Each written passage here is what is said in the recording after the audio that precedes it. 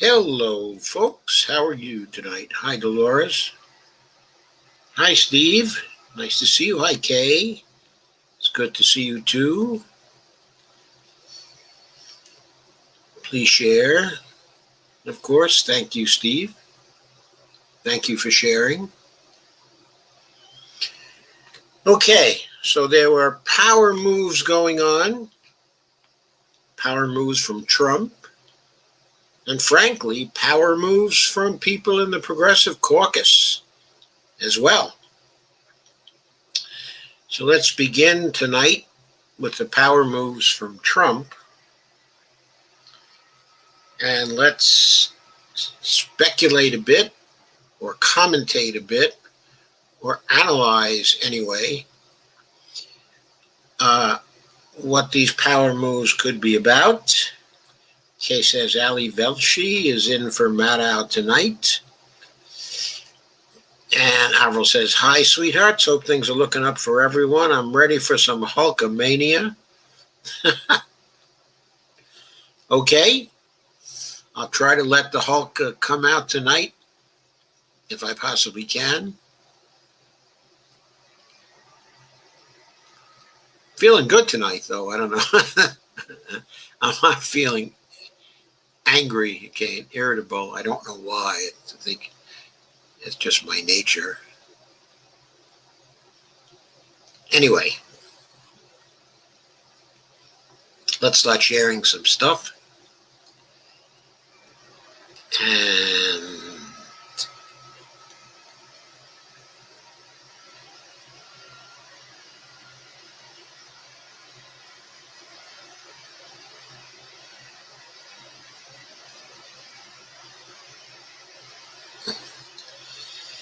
this is an article from November 9th, Monday, yesterday. Quote, truly unconscionable, unquote. It's by Jake Johnson. In desperation mode, Trump planning to hold rallies and display obits of supposedly dead voters. Boy, that's an old trick, you know, having dead voters vote for you. When Trump was a kid, he was learning about how they used to do that in Chicago. So he's inventing the fairy tale that they do it now too. Quote, refusing to concede and launching a bunch of lawsuits is one thing. Staging big rallies to gin up his supporters against the president-elect seems like an order of magnitude worse. That's what Jake Johnson says, I think, or maybe he's quoting somebody else. There's a photo of somebody in Detroit holding up a sign saying, Trump must concede. An increasingly flailing effort to undercut the legitimacy of his election loss at the hands of Joe Biden, Donald Trump's legal team and remaining campaign apparatus are preparing to hold press conferences and in-person rallies at which they plan to display supposed evidence behind the incumbent's thus far baseless claims of widespread voter fraud, including obituaries of dead people who purportedly cast ballots. Despite the lack of supporting evidence and fact checks debunking them, claims that tens of thousands of ballots were submitted in the name of deceased individuals and counted have been proliferating in right-wing social media circles, outlets like Breitbart, and among Trump's advisors since Election Day. Anyway, Trump plans to brandish obituaries of people who supposedly voted but are dead, plus hold campaign-style rallies in an effort to prolong his fight against apparent insurmountable election results, unquote. Axios reported late Sunday, citing 4 of the president's advisors. So no, the campaign is over. Is Trump going back to governing as president of the United States? No, he's going to keep on campaigning. Why is he going to keep on campaigning? Well, he may actually harbor some long shot hopes that the election results will be overturned somehow. Or he may not be continuing to end his campaign. He may be looking to turn it into a permanent campaign. So what he's doing now is using the government and his government salary as a platform to launch a campaign for 2024. How contemptible is that? Quote, obits for those who cast ballots are part of the specific pieces of evidence aimed at bolstering the Trump team's so far unsupported claims of widespread voter fraud and corruption that they say led to Joe Biden's victory, unquote. According to Axios, quote, fueling the effort is the expected completion of vote counting this week, allowing Republicans to file for more recounts. And Joshua Holland says around 5,900 Americans have died from COVID since Election Day, so that shouldn't be too hard. Tens of thousands have died since early voting began. So in other words, they're going to present some obits of people, then it'll be up to other people to determine whether the people who were in the obits voted before they died or voted after they died. They have tens of thousands of voters to collect these obits from.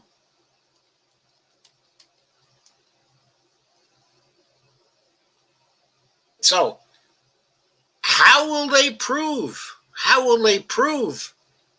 that the obits they collect are from people who voted after the obits? How are they going to determine that? They're not even going to try. They're just going to claim that they died afterwards. See, these are obits. How could they have died? How could they have died and voted? Well, they could have died and voted before they voted. They could have died before they voted. They could have died after they voted. Where's your proof they died before they voted? What proof? I don't have to give any proof. It's just my claim that counts. My people will believe my claim always. Team Trump's ongoing effort to challenge state vote counts in court has so far been a complete flop, as is its frequently laughable attempt to substantiate the president's claim of a sprawling vote counting conspiracy favoring the Democratic Party. With the president refusing to concede defeat and his party largely remaining silent or actively cheering him on, the Trump campaign, juiced by donations it is aggressively soliciting with numerous fundraising emails each day, has shown no indication that it plans to give up its likely doomed legal battle anytime soon. 60% of contributions to the president's legal defense fund will go toward paying off the Trump campaign's debts. So people are contributing to pay off the campaign debts, 60%.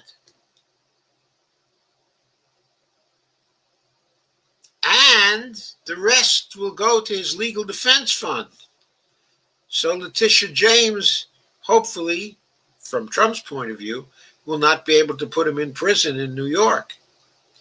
Axios reported Sunday the Trump team is also staffing a campaign-style media operation that, according to an advisor, will churn out regular press briefings, probably held by who else but Kayleigh the Ninny. Kayleigh the Ninny. Out regular press briefings, releases on legal action, and obviously things like talking points and booking people strategically on television, unquote. They'll also make a big play to raise money for their legal defense fund. Sure they will, because they want the networks to carry this fake news that Trump is manufacturing. So the networks can make a bunch of money too, in which case they'll get to love Trump again because they love anything that makes money for them, right? Helen Kennedy says refusing to concede and launching a bunch of lawsuits is one thing. Staging big rallies to gin up his supporters against the president-elect seems like an order of magnitude worse. Well, folks, I think we better get used to it. He's got free speech. He can stage big rallies. He can tell the same kinds of lies he's been telling all along. And that may be worse from the standpoint of his attacking the legitimacy of the vote. But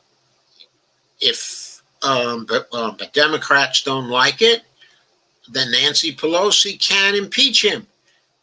But maybe the Republicans will come around. They can impeach him for attacking the very basis of our democracy. If that's not a high crime and misdemeanor, I don't know what is. I don't know what is. While the campaign is likely to be an embarrassing spectacle, similar in style and substance to Trump fixer Rudy Giuliani's comical press conference on the backside of Four Seasons Total Landscaping in Philadelphia over the weekend, observers urged the media not to give Trump allies a platform to spout their potentially dangerous lies. Well, good luck with that.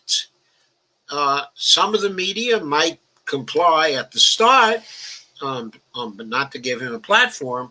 But if they think that will get themselves some views on cable television, that's not going to last for very long, because views on cable television is what they live for. Quote, Trump campaign strategy is basically to completely undermine faith in democracy, unquote, tweeted Umber Parker Malloy, editor-at-large at the Media Matters for America website. Quote, TV bookers know this.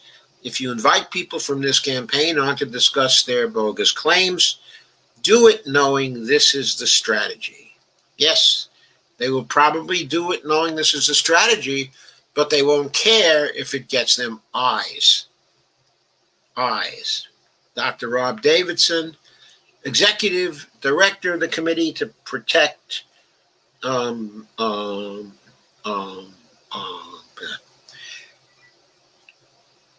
Medicare denounced the president for planning more in-person rallies as the coronavirus pandemic intensifies nationwide. As Common Dreams has reported, Trump's campaign rallies have been linked to upticks in coronavirus cases in host counties across the country.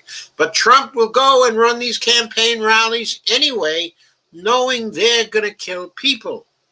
And the people who support him are stupid enough to go to the rallies, take a chance on their own health for the sake of being at these particular rallies.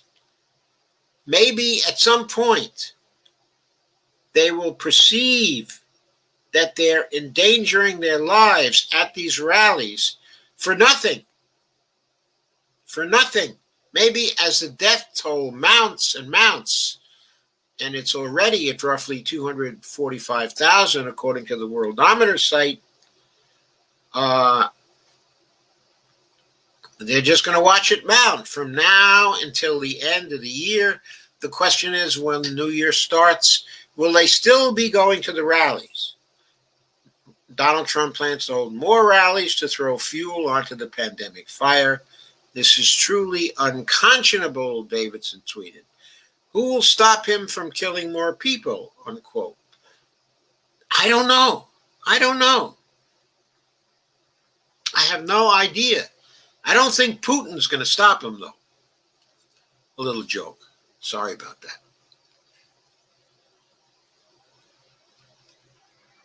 Let's move on to the next one. Start getting the picture here.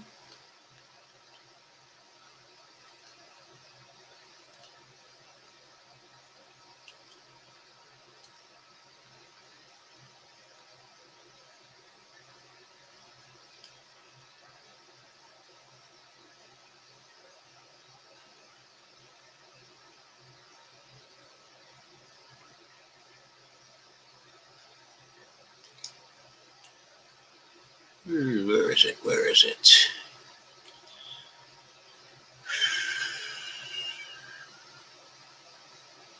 Oh, here it is. Sorry. It was not in the place I was looking. This one's by Julia Conley. It was on the 9th also. And it's called, quote, A Dangerous Attack on Our Democracy. Senator McConnell backs Trump's refusal to concede to Biden. And so Mitch is in league with Trump once again. And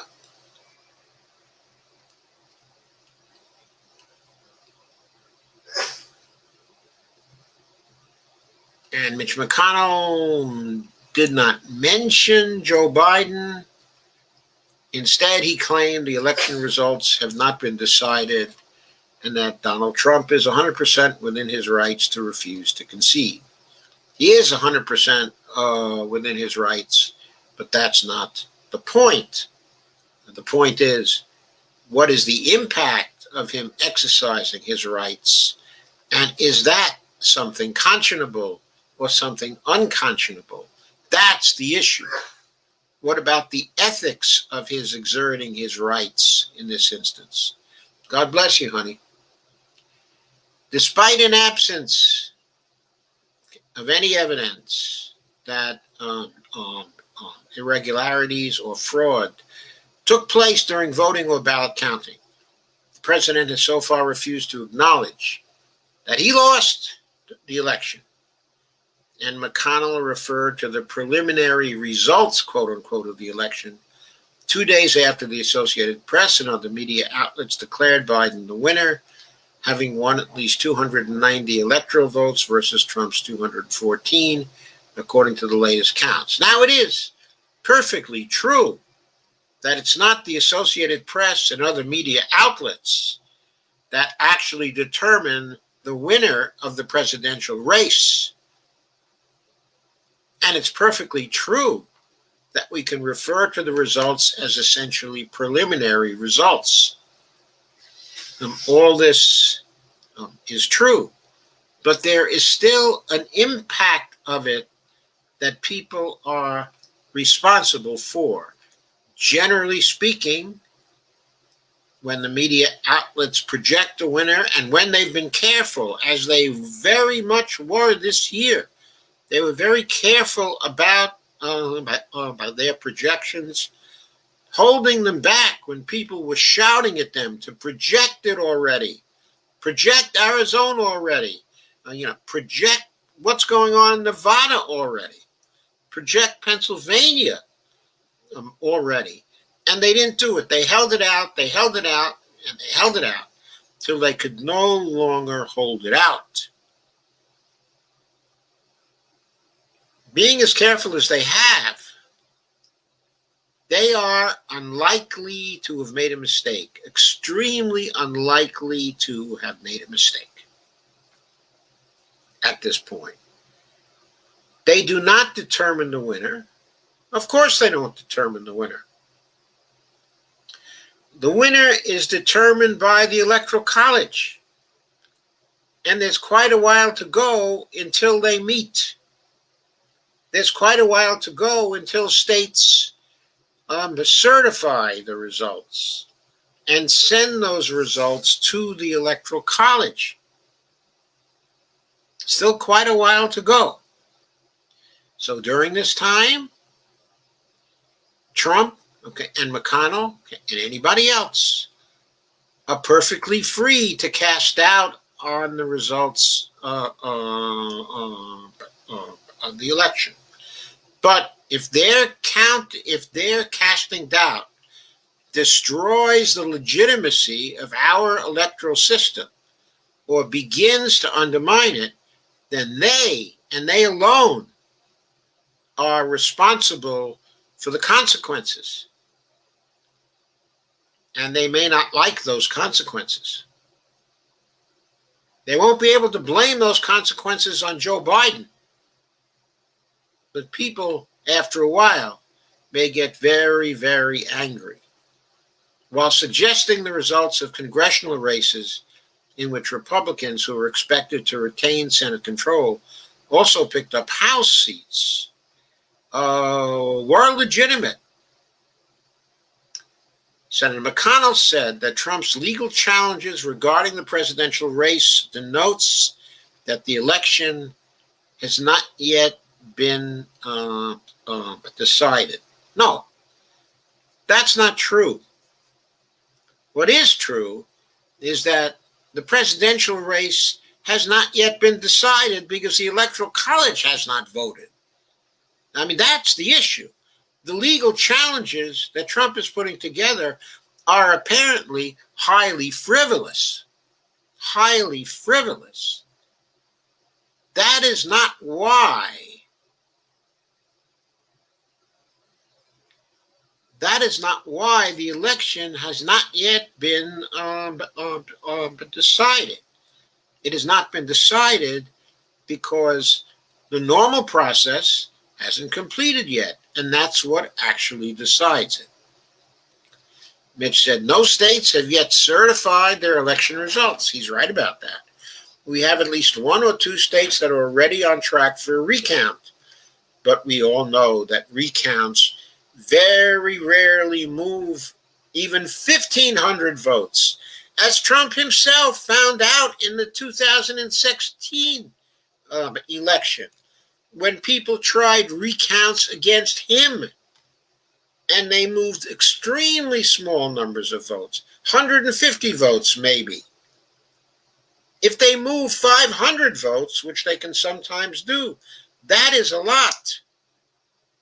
But Trump is nowhere near that kind of limit for moving votes, even if he is the one to gain votes in a recount. And he is not likely to be the one to gain votes in a recount. In my view, it's more likely that the mail-in ballots will show errors and that a recount of all of the ballots will show Democrats gaining because mail-in ballots were lost perhaps, or because they were mistabulated, or something like that. As Mitch said, and I believe the president may have legal challenges underway in at least 5 states. That's fine. But he could have legal challenges in all 50 states. And the legal challenges would not be any more effective. All legal ballots must be counted. Any illegal ballots must not be counted. The process should be transparent or observable by all sides, and the courts are here to work through concerns. Well, that's right. But apparently, from what most people have been saying, the process has been transparent and has been observed on a bipartisan basis. And when the Republicans went into court to contest this in Pennsylvania, their lawyers, under questioning from the judge, had to admit that there were Republican observers in Philadelphia observing the process.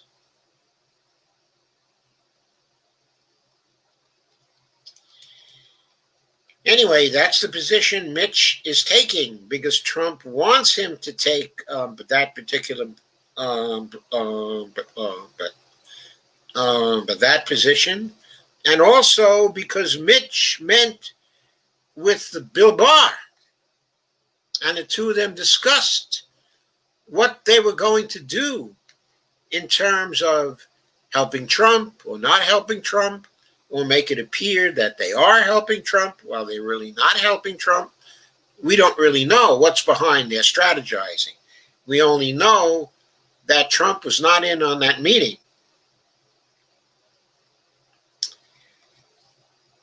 Few Republicans have so far acknowledged Biden's victory. On Monday, a coalition of the attorneys for Republicans, of the Republican attorneys general, filed an amicus brief asking the U.S. Supreme Court to consider a ruling by the Pennsylvania Supreme Court which allowed the counting of ballots received up to 3 days after Election Day.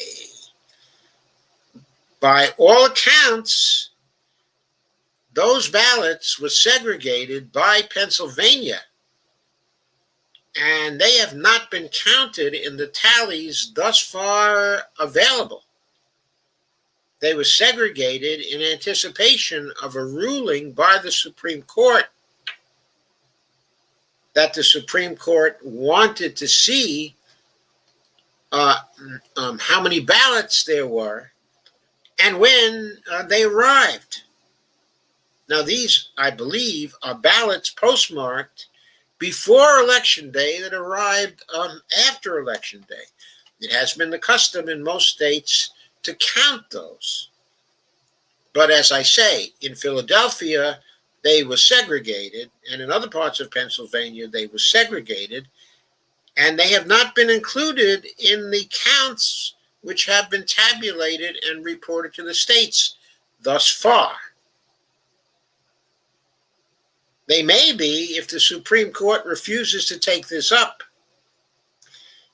but we don't know. Republican Senators Kelly Loeffler and David Perdue of Georgia, both of whom are facing runoff elections on January 5th, called on Monday for the resignation of their state's Republican Secretary of State, Brad Raffensperger, after he stated that, quote, there is no evidence of widespread fraud, unquote, in the election. Biden is currently leading Trump in the state's count and is expected to take Georgia's 16 electoral votes. Without evidence, Loeffler and Perdue echoed McConnell's claim that ballots were cast illegally in the election, quote, every legal vote should be counted. Any illegal vote must not, said the senators, and quote again, and there must be transparency and uniformity in the counting process. According to Raffensperger, there was. There was also a massive voter turnout in Georgia led by voting rights advocates, including former gubernatorial candidate Stacey Abrams, resulting in more than 67% of eligible voters casting ballots this year, according to the Washington Post. Just 2% of eligible voters in the state were unregistered this year. Boy, that's amazing. But journalists immediately objected to the GOP's allusions to illegal voting, with some pointing out the claims are reminiscent of Trump's repeated accusations of so-called voter fraud after the 2016 election. So the Republicans are playing this game that Trump started playing in 2016. And B-Boy Bowie Bay said, I was just about to say this. Voter fraud is a myth. There is no decisive pool of illegal ballots, and Republican Party messaging on this score is at best a cynical attempt to delegitimize a decisive presidential defeat. I want to add here, it may not have been decisive in the Electoral College, but it was decisive in terms of millions of votes. It's at 4.5 million votes right now across the nation, and it's growing larger. Some people have speculated that when all the votes are counted, it's going to be a margin of 7 million votes in favor of Joe Biden. So from the standpoint of the popular vote, there's utterly no hope of any recounts or any set of recounts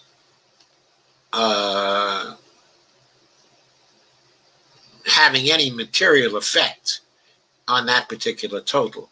Of course, we don't elect based on the popular vote, total popular vote. We do elect on the basis of what the Electoral College does.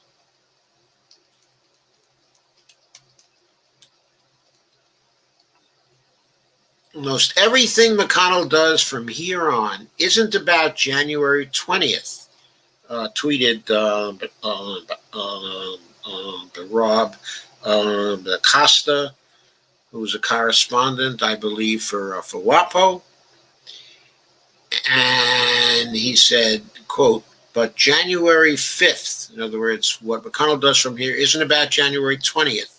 It's about January 5th, which is the date of the Georgia runoffs. To win the latter, Republicans believe the base must be stoked, especially in a fast-changing state, which means that the state of Georgia has been changing very, very rapidly with respect to its demographic base, and that base has been getting far more Democratic. So the Republican base has to be stoked so that they come out, because the Republicans really need them to come out for the special election of January 5th, as the Democrats need their people to come out for January 5th as well. And we'll be going into this a little more later, but the main point is people come out in the special elections at only roughly 50% of the way they come out for the general. This has always worked in the Republicans' favor before, but with all eyes focused on Georgia this time around, and with the voting operation, which the Democrats were able to mount in Georgia this year, we may see a very different result in Georgia on January 5th.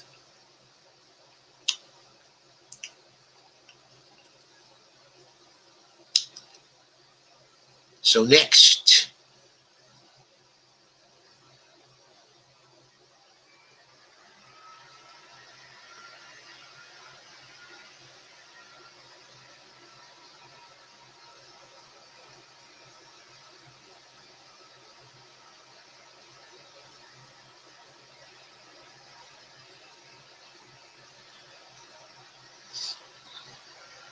yet another article from Common Dreams, this time from today by John Kelly. And he says, but naked political ploy, unquote, outrage. And a top DOJ official resigns after Barr memo aims to bolster baseless Trump fraud allegations. And there's Barr, the henchman, of Donald Trump, the henchman. Critics warn that Barr aims to bolster President Donald Trump's continued baseless claims that rampant voter fraud, which doesn't factually exist, cost him by re-election. According to the Huffington Post, Barr's memo sent to U.S. attorneys across the country authorizes an exception to Justice Department guidelines, telling top federal prosecutors that they could, quote, pursue substantial allegations of voting and vote tabulation irregularities prior to the certification of elections in your jurisdictions in certain cases, unquote. Barr wrote that he'd already done so in specific instances.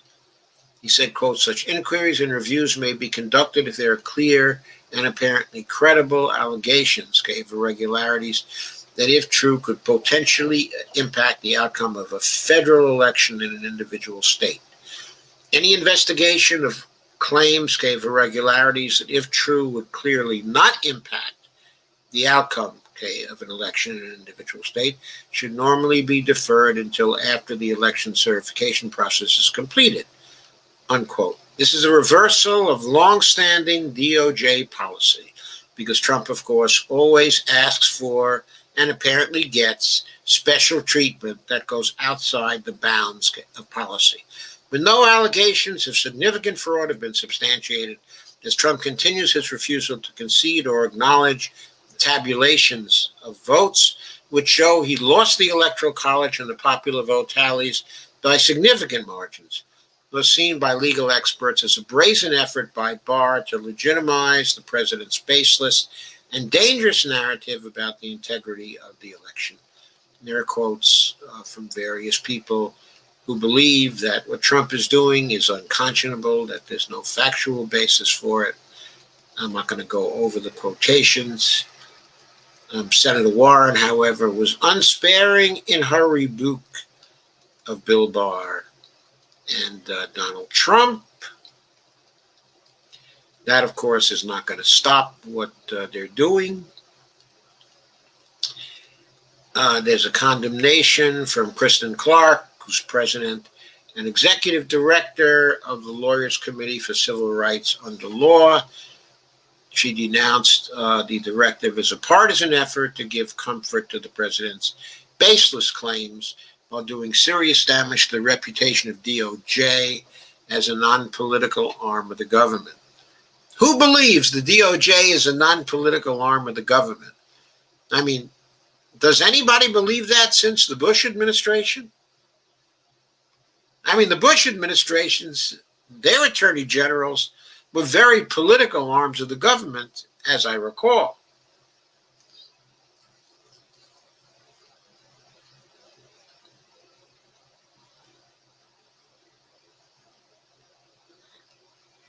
Anyway, there are a number of other quotes from her. The final quote is that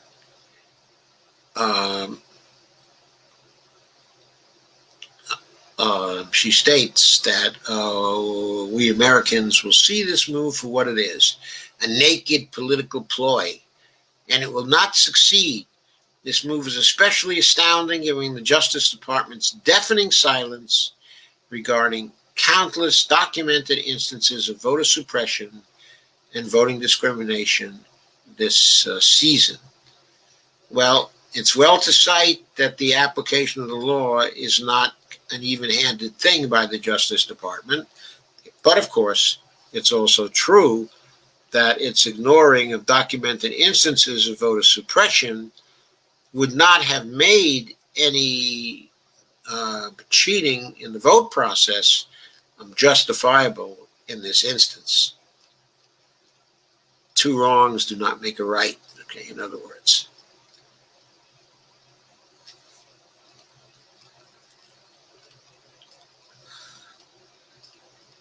Anyway, Richard Pilger, the Department of Justice official who heads the voter fraud division, resigned his position in objection to the orders it contained.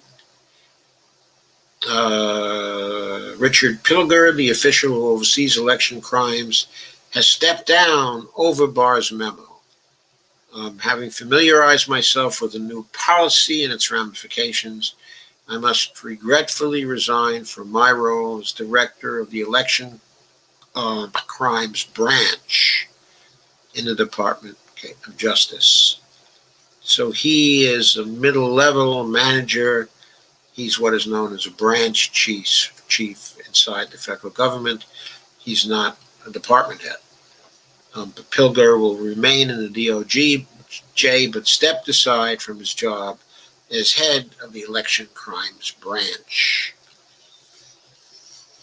And he sent an email to his colleagues basically condemning what was done because it goes outside of the guidelines, and it seems to have been done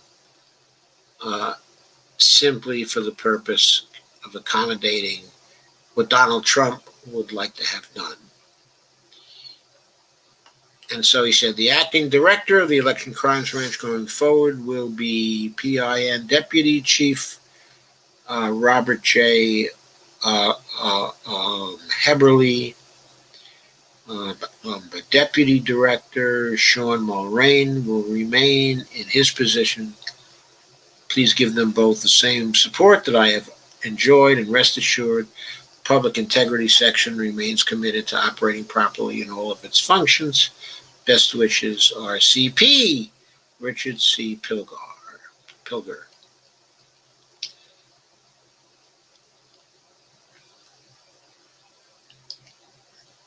According to the Washington Post, people said that Barr had first broached a similar idea some weeks ago. And that the political leadership in the Justice Department's criminal division, of which the Election Crimes Branch is a part, pushed back. Those officials were blindsided when Barr's memo was released on Monday, the people said. So that's what officially went on there.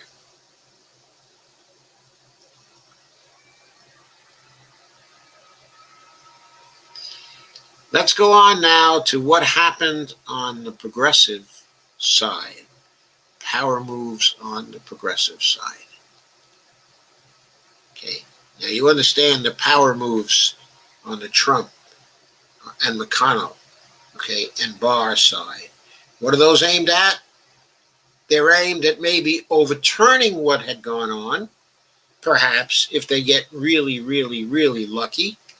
But they continue to fight. They continue to raise money when there was no other excuse to raise money. So this is about money. But it's also about a continuing campaign.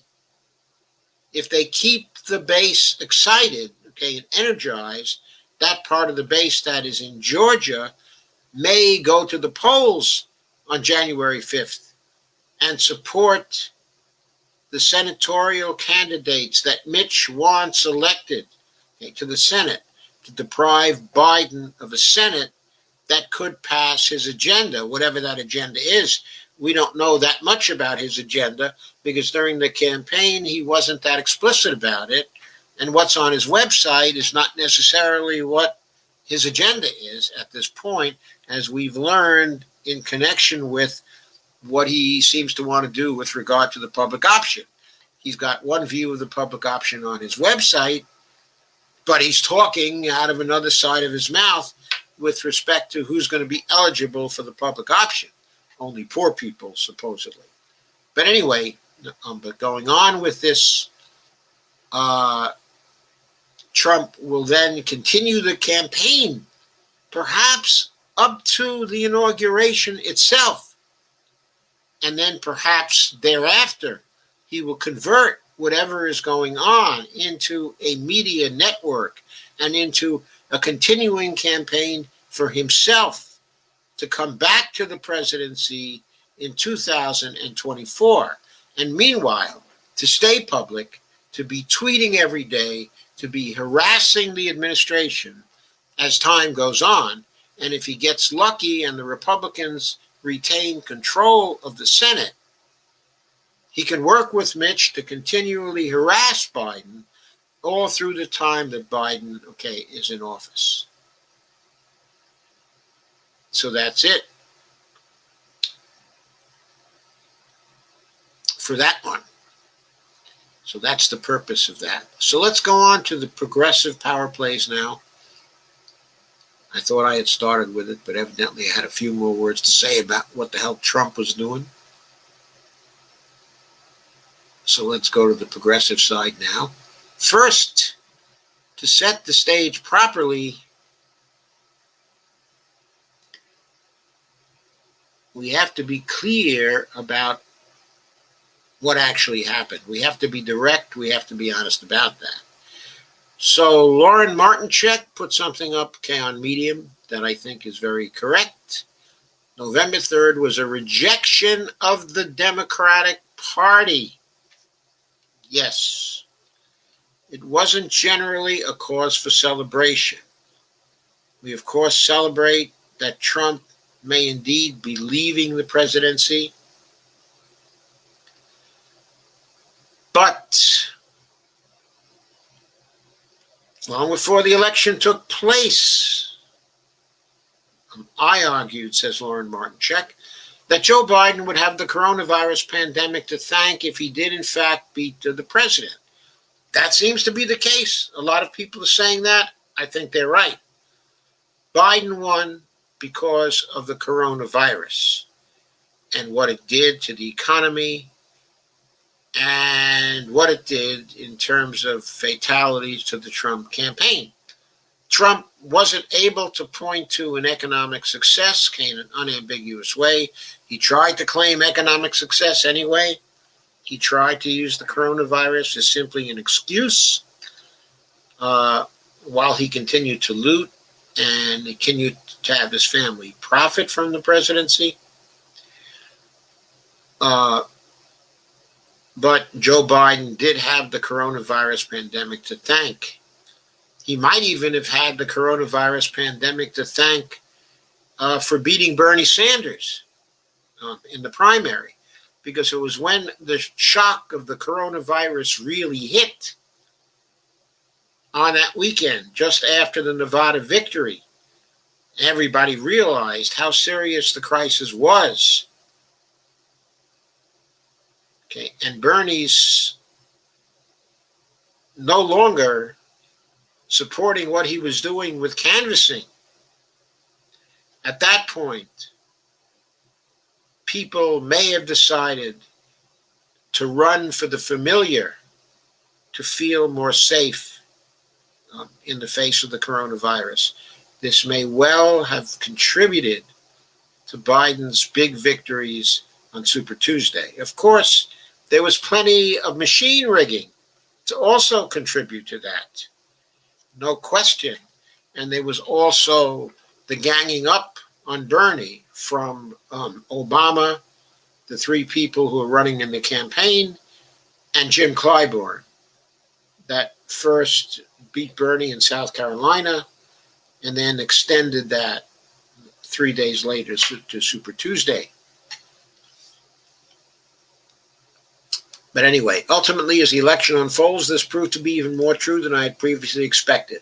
I know I'm not alone in feeling as though if the pandemic had not happened, not only would the president have won, it would have been a landslide. Not only would he have won Florida, Ohio, and North Carolina, but almost definitely would have taken Arizona, Nevada, Wisconsin, and Michigan as well. The incredible thing is this should have been a landslide victory for the Democrats. They may be winning the presidency by the skin of their teeth, but 2020 was a resounding rejection of the Democratic Party in nearly every other respect. Even after the president's sociopathic indifference to the lives of people throughout the country cost over 230,000 lives and tens of millions of jobs, and Mitch McConnell stands proud as one of the primary reasons why the American people haven't seen anything more than a single $1,200 check to get them through the pandemic. Democrats still managed to lose state legislature races in a redistricting year, a number of House seats, and utterly failed to take the Senate. This is what happens when, as Brianna Joy Gray rightly observed, the Democratic Party is committed to continuing to put neoliberalism on the ballot. I'm not sure Democrats have any idea what's coming in 2024, 2028, or even as soon as 2022 when the midterms are held. There is no Donald Trump or the boogeyman for them to hide behind anymore.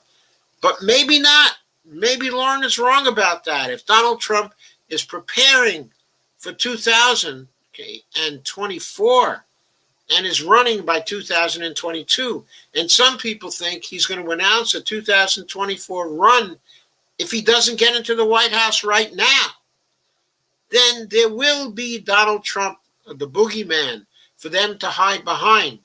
They'll still be able to hide behind him.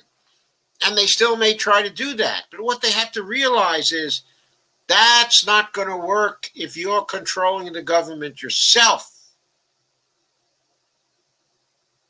It will be your responsibility then. Even if the Senate is in Republican hands, it will be your responsibility then to handle the coronavirus, to get the economy going again, and to produce results for people by 2022. You may fail to do that. You may be able to blame it on the combination of Donald Trump, and Mitch McConnell if they are visible enough in blocking whatever you try to do. But if you don't put in bills, designed to give people what they want, if you don't do that, then Mitch McConnell won't have a chance to kill those bills and reject those bills. And you won't be able to smear him for doing that.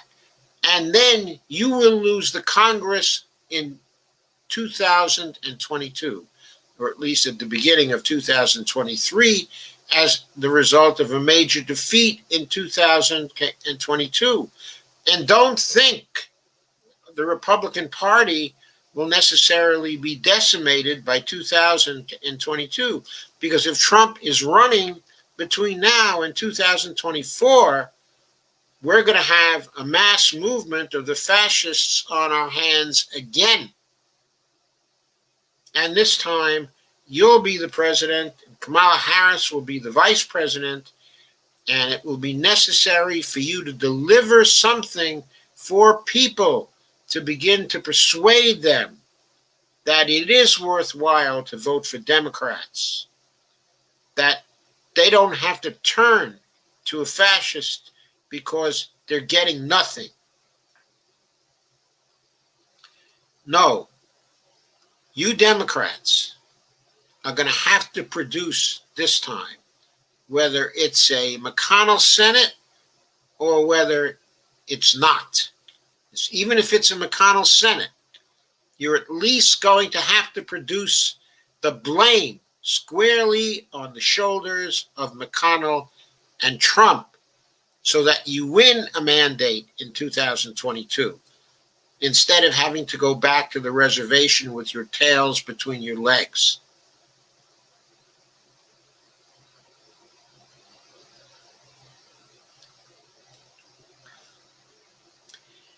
And Lawrence says, breathe a sigh of relief if you want. Find some satisfaction that Donald Trump is the first in decades to be a one-term president.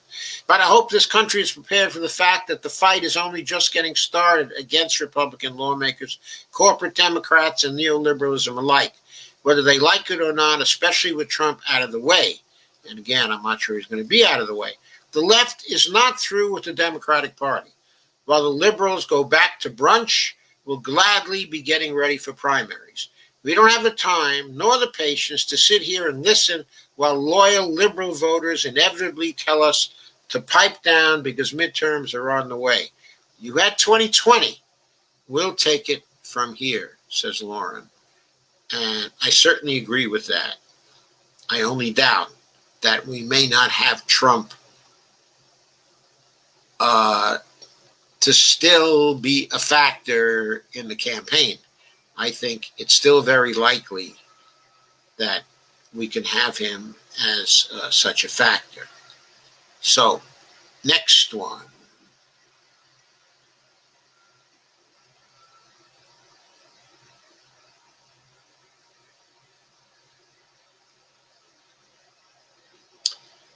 She says, again, on Medium, and again, Lauren Martincheck, the left didn't cost Democrats election to 2020. They salvaged it insofar as the Democrats won anything. It was the left that was salvaging the election. There's Rashida Tlaib with a big smile, with Joe Biden poised to be the president-elect, according to Decision Desk HQ, as the nation waits for it to become official. It's been interesting to reflect on the results of 2020 election. I and countless voters on the left have been arguing the left stood to lose overall, regardless of whether it was Joe Biden or Donald Trump who won this election. With their resounding losses across the country and the losses in the House proving to be particularly concerning to party leadership, but predictably, the Democrats have been quick to blame the left, and the socialist label that they failed to remember has been thrown in their direction, regardless of the policies of the candidate for years. 72% of Americans are in favor of a government-run healthcare plan. But the left is the problem for the Democrats? ? The fact is the left didn't cost any elections in 2020. Rather, they salvaged it. I'm so tired of the blatantly false narratives that would suggest otherwise.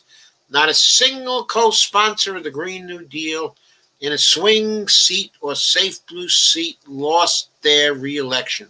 Not a single co-sponsor of Medicare for All in a swing seat or safe blue seat lost by their re-election. Not a single Justice Democrat lost by their re-election. Rashida Tlaib, Ilhan Omar, Alexandria Ocasio-Cortez, Cori Bush, and Jamal Bowman all won. Katie Porter, an incredible, authentic progressive who's representing a swing district, won her re-election comfortably, yes, by 60-40. Every single seat Democrats lost in the House was lost by a center-right Democrat fundamentally incapable of giving their constituents any meaningful reason to vote for them, but leave it to these inept, vapid politicians to find fault in anyone but themselves. If anything, Joe Biden has Rashida and Ilhan Omar in Minnesota to thank for his victory in their respective states and their tireless efforts to turn out the vote not just in their district, but across the nation. In response to Representative Alexandria Ocasio-Cortez's Twitter thread addressing the idea the left was to blame for Democrats' losses in the House, I found it incredibly telling to see a tweet from Kurt Eichenwald in the responses saying, "Please stop attacking each other. This is why Democrats lose." Bullshit. Joe Biden hasn't even been sworn in, and already the left is being told to be quiet. As I discussed before, I work in a nursing home where I make just enough not to qualify for assistance. In the middle of a pandemic during which we were rated a 5-star facility by the state of New York, instead of getting hazard pay and raises for putting our bodies on the line to protect our residents, we got hamburgers cooked by the maintenance department. I have coworkers in their 70s working housekeeping in a nursing home in the middle of a pandemic because they cannot afford to retire. I have another coworker who works 13, 14 hours a day more often than not and is still struggling financially because she has to make sure her grandchildren are fed after their father lost his job due to the pandemic. I'm not going to apologize for wanting better.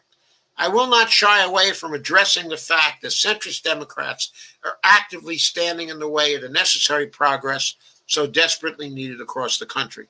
The audacity of Democrats to act as though appealing to the bread and butter issues Americans care about is costing them elections tells me everything I need to know about what they truly represent. And I thoroughly look forward to every single one of them seeing a primary challenge. Couldn't agree with Lauren Martincheck more on that. No, sir, I couldn't agree more.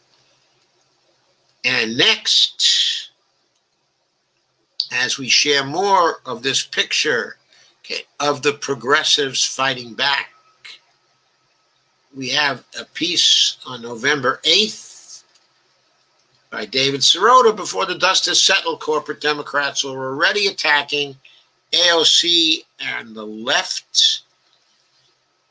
And Dave Sirota says, let me share this. I pulled it up myself, but I did not share it for you. Here we go.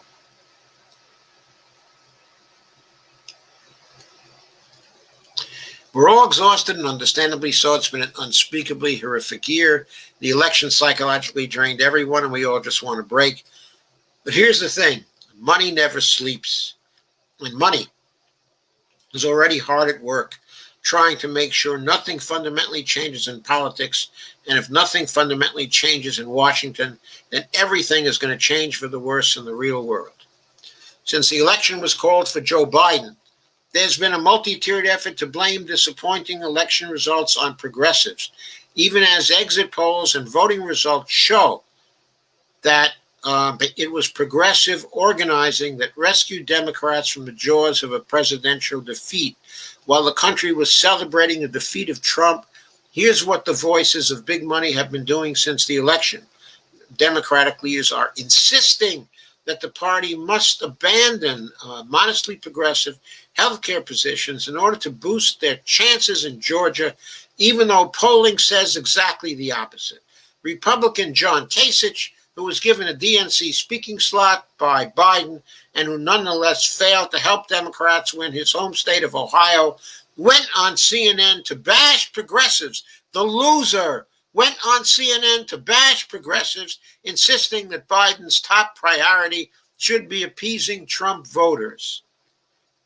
Ian Bremmer, a Morning Joe character who is a reliable barometer of elite thought, echoed Kasich, suggesting the first thing Democrats should do is reach out and appease Trump supporters. Joe Scarborough himself asserted that the election proves Democrats must run away from the left, even though their entire strategy was running away from the left, and that strategy resulted in disappointing down-ballot losses. Politico published a list of alleged front-runners for Biden cabinet slots, filled mostly with corporate-friendly Democrats and Republicans. The American Petroleum Institute, by the way, I'll be talking about that soon in one of my progressive short takes. The American Petroleum Institute and the U.S. Chamber of Commerce are publicly offering to work with the Biden administration, pledging a desire to support bipartisan policies and break through the gridlock, quote unquote. As GOP operatives at the Leakin Project explore turning their operation into a media empire, they're turning their attacks on who else but U.S. Representative Alexandria Ocasio-Cortez, one of the party's few stars with a large national following. But Democratic leaders in the House Blue Door Coalition, the corporate wing of the party, have spent the week attacking progressives, blaming them for a handful of moderate freshman lawmakers' losses, even as data showed that Democrats in swing districts lost vote share as they moved further and further to the right. They're blaming and shaming the left as predicted. Before the election, I told you that no matter the election outcome, the left would be blamed or shamed. That doesn't make me Nostradamus. It was an obvious truth, even if it was taboo to dare speak. Just as Republicans always spin every economic policy as a reason to cut rich people's taxes, corporate Democrats and their allies have a left-bashing propaganda machine powered by a finely tuned algorithm designed to silence progressive leaders, whether it's AOC, Bernie Sanders, or everyone else, and to turn every election result into a rationale to protect the billionaires, corporate power, and the status quo. The election, though, is the opposite of a demand for stasis. Indeed, the Dems almost lost because they once again let Trump portray himself as the candidate of economic change.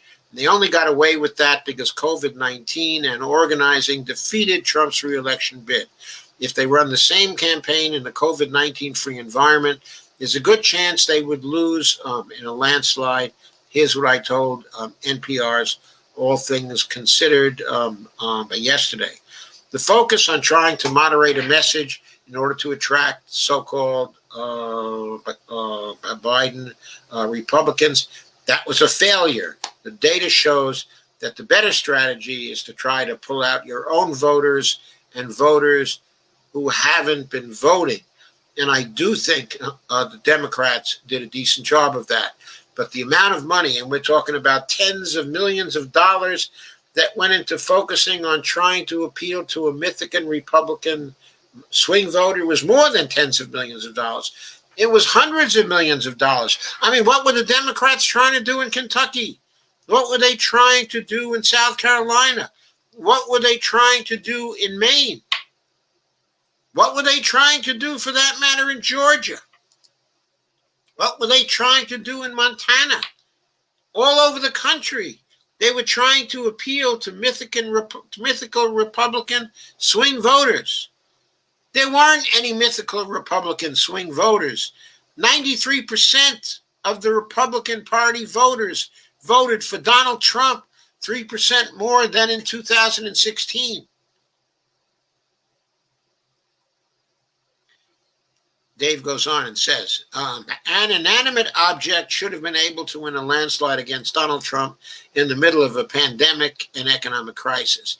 In fact, an inanimate object might have done better than Joe Biden, because Joe Biden said he would never pass Medicare for all. He said he was not for the Green New Deal. His program for college wasn't free college for everyone. In other words, he did not support the full range of progressive agenda policies, and he very often talked against them. At least an inanimate object wouldn't have said anything, wouldn't have made any enemies. Biden probably made some enemies with that kind of talk.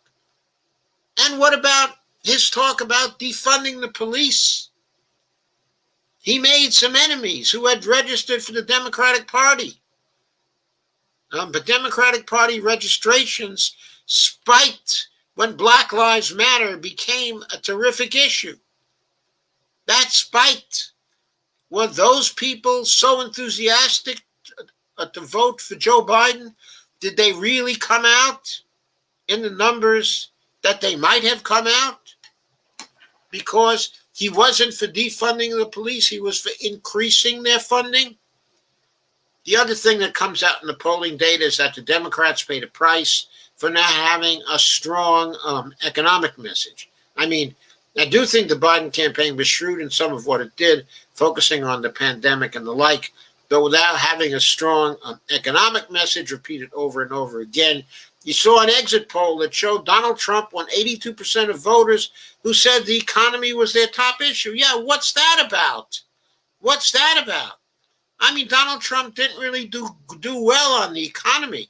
The case could have been made that it was Obama's economy finally flowering under Trump, and that Trump had very little to do with the flowering of the economy. Anyway, that is a huge problem. It was a huge problem in the election, said Dave. I'm certainly glad that Joe Biden won. But moving forward, if the Democrats do not have a strong populist and progressive economic agenda heading into 2022 and 2024, we could get something worse than Donald Trump. Yeah, we could even get a Donald Trump 4 years older than he is now, which I guarantee would be even worse than he is now.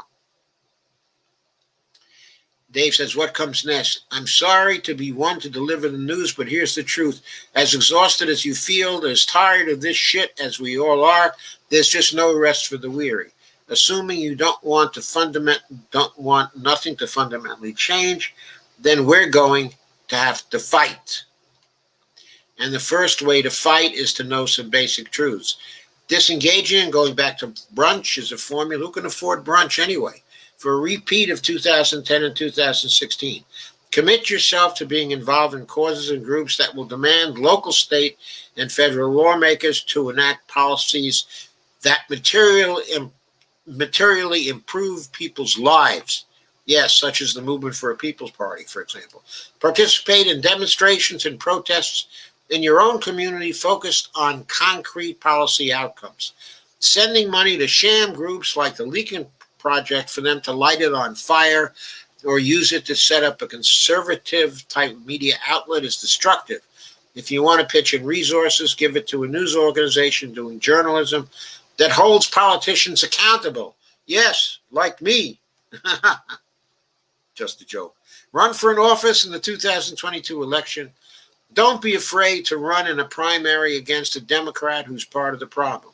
These are not perfect solutions, and everyone is going to have to try to decide which specific organizations, causes, and campaigns they're going to participate in. But the point is that the next few weeks and months are going to determine the next 4 years. If you hear people tell you to just shut up and celebrate and take some time off, they are ignoring the insomnia of money. Corporate interests don't rest. They're like a T-1000 Terminator, interminably pursuing their prime directives, which is to continue enriching the billionaire class. The election has not deterred them, which means we sleep at our own peril. That was more progressive hitting back. There's still more coming up.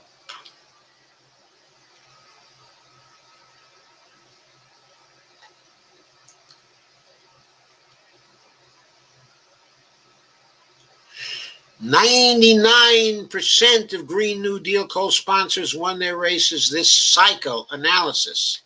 That's the headline of an article in Common Dreams by Kenny Stansel, published on November 9th, 2020. There's that picture, of AOC in front of the Sunrise Movement on November 13th, 2018, just after the election of 2018. When the Sunrise Movement first came into our consciousness, and when AOC supported them in their protest in Nancy Pelosi's office, shedding more light on a significant electoral trend that people who are progressive have drawn attention to in the aftermath of the 2020 election. A new analysis by Earther found that of the 93 House co-sponsors of the Green New Deal resolution who ran for re-election this year, only one lost their congressional race. Simply put, journalist Brian Kahn in Earther, the Green New Deal is not a political loser, including for representatives in swing districts. Kahn identified 4 House co-sponsors who represent districts that range from very slightly Democratic to moderately Republican, according to the Cook Report and their partisan voting index. Of those 4, 3 representatives: Mike Levin, Democrat of California; Jahana Hayes, who's a Democrat in Connecticut; and Peter DeFazio, Democrat of Oregon, have already decisively won their re-election bids, while the 4th, who's Representative Tom Suozzi, is projected to win handily once all mail-in ballots are counted. This quick and dirty analysis, quote unquote, Kahn says, aligns with other data showing that representatives who were sponsored and voted for progressive policies were not punished by voters. As Common Dreams reported this weekend, Alexandria Ocasio-Cortez and others pointed out that for every single congressional member who ran for re-election this year as a supporter of Medicare for All won their race. Ocasio-Cortez hinted that her team would be running numbers on the Green New Deal, of which she is lead House sponsor. Next, as Earther's analysis showed, the re-election rate for representatives who co-sponsored the Green New Deal was nearly 100% as well, with 92 out of those 93 congressional members retaining their seat. Saying progressive policies held Democrats back from expanding their majority in the House and taking the Senate just doesn't hold water with data available so far. Let's also not forget one of the Green New Deal Senate co-sponsors is the vice president-elect, saying progressive policies held Democrats back from expanding their House majority, taking the Senate just doesn't hold water with data available so far.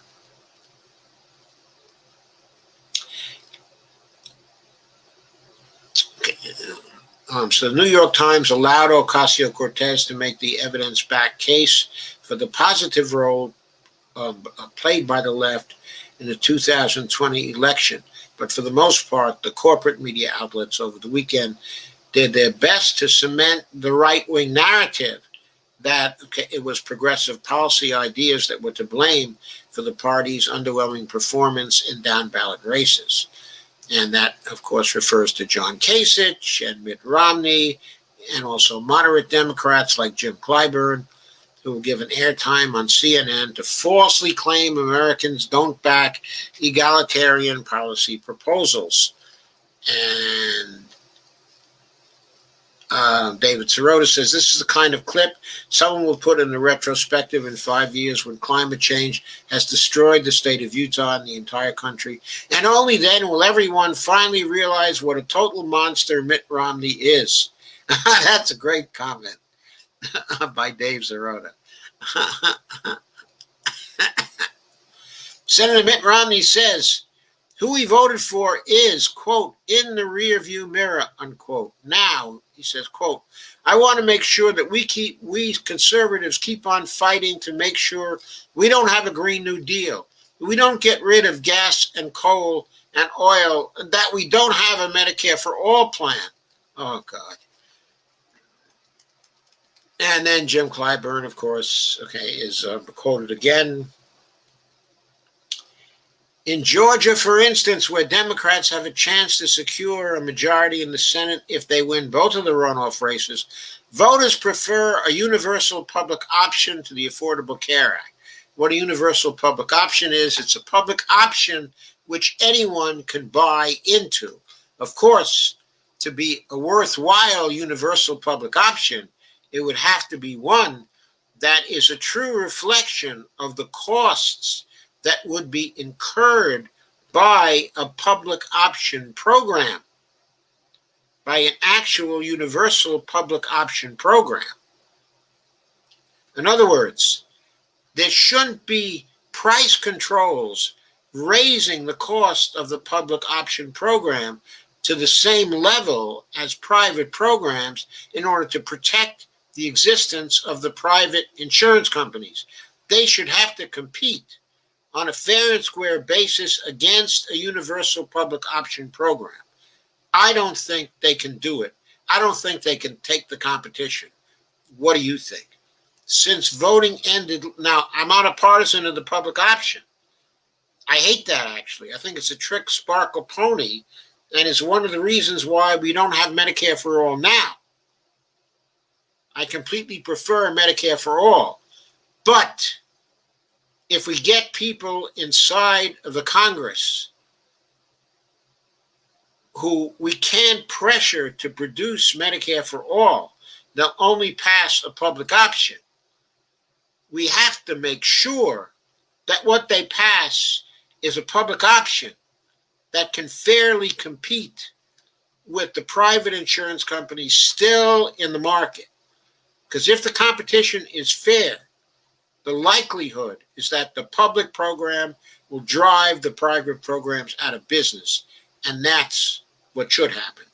Since voting ended last week, however, numerous corporate-friendly politicians have advocated for shifting the nation's political center of gravity rightward, despite the fact that politicians who support popular redistributive policies such as Medicare for All and the Green New Deal were reelected at higher rates than ostensibly centrist Democrats, including in swing districts. The people who actually backed the progressive policies came through the election largely unscathed, and in many cases fared better than their more conservative Democratic counterparts in swing districts, Kahn wrote. For all the complaining about progressive policies, sinking Democrats' chances of expanding their hold on the House, overtaking the Senate, he added, the data available so far just is not there. Okay. And also John Nichols, who's the nation's national affairs correspondent, said, quote, the Democratic Party's problem is that it keeps trying to marginalize the people who build energy and excitement about fighting for the future, like Alexandria Ocasio-Cortez, unquote. Absolutely, absolutely. And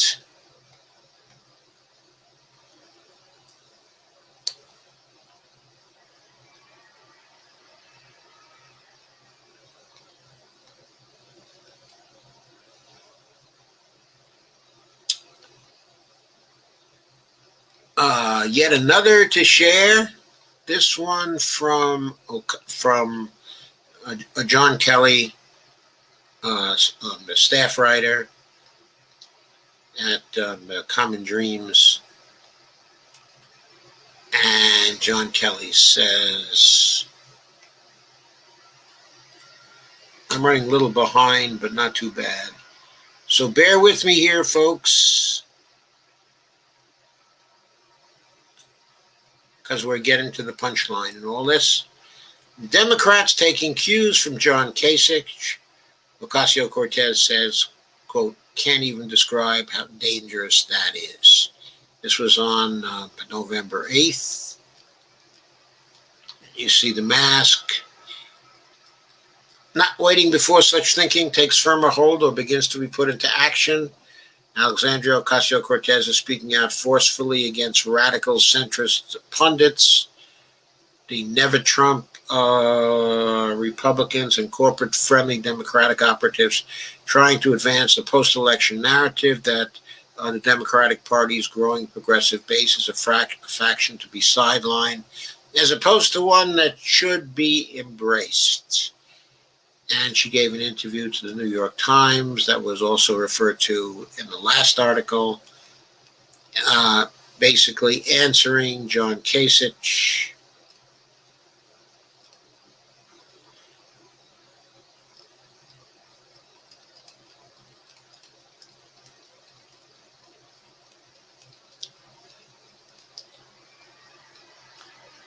And yesterday, quote, tweeted People for Bernie on Sunday morning in response to Kasich's comments, quote, we officially entered a new era of not listening to anything John Kasich says. The era will continue until further notice, unquote. Okay, Ocasio-Cortez was among those who rebuked the remarks online as she defended her fellow squad member Ilhan Omar from the insinuation that the House victories by progressives in key districts didn't play a large role, as observers have pointed out, in helping deliver the White House for Joe Biden. John Kasich, who failed to deliver Ohio to Dems, is saying folks like Omar, who are able to deliver Minnesota, are the problem. Ocasio-Cortez tweeted in direct response to his comments, please don't take these people seriously and go back to celebrating and building power. Common Dreams reported Thursday how Omar in Minnesota, just like Rashida Tlaib in her Detroit district, were major factors in helping Biden pull away from Trump in those key battleground states. In her interview with the Times, published late Saturday night, the New York Democrat, who won her election with nearly 70% of the vote in her district, elaborated on that particular dynamic. If the party believes after 94% of Detroit went to Biden, after black organizers just doubled and tripled turnout down in Georgia, after so many people organized by Philadelphia, the signal from the Democratic Party is that John Kasich's won us this election? Asked AOC. I can't even describe how dangerous that is. It's dangerous because it's going insane with a false narrative. That was mine, by the way. On Sunday, Ocasio-Cortez joined CNN's Jake Tapper to discuss the issues she raised in the Times interview and also emphasized the need for Democrats as a party to come together in unity. Progressives have assets to offer the party that the party has not yet fully leaned into. Every single swing seat member that co-sponsored Medicare for All won their re-election. And so the conversation is a little bit deeper than saying that anything progressive is toxic, unquote, she said. That was a very moderate comment. And progressives like Mike Kaska, former communications director for Bernie Sanders' 2020 campaign, applauded Ocasio-Cortez for both her critique and outspokenness, and he quoted her. What I love most about this interview, and AOC, commented journalist Alice Sperry on Saturday morning, quote, is that she says what she thinks, pulls no punches, and puts her name to it. Just imagine if journalists stopped allowing politicians to stay anonymous for no reason other than their lack of courage. And Patana Geneva, a criminal justice reporter, said, quote, AOC is so fucking smart. I can't believe it was actually an effort to deem her, quote, not smart, unquote. This is the smartest analysis I've read in months. And we go on with that. And there again is the graphic I showed last time of all the no's and no's for those who did not support Medicare for All and who lost their election bid. People had a chance to win if they declared for Medicare for All. Abby Finkenauer very well could have won. I don't know whether Colin Peterson could have won. But Debbie McCarcel-Powell could have won. That's for sure. As for Donna Shalala, nothing could reform her. She's so execrable. I mean, by now, she's just really awful person.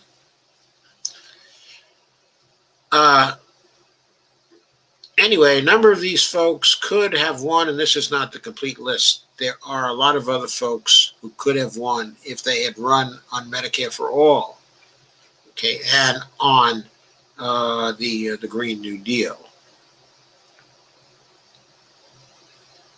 As Ocasio-Cortez said to the Times, if I lost my election, I went out and I said, this is moderates' fault. This is because you didn't let us have a floor vote on Medicare for All.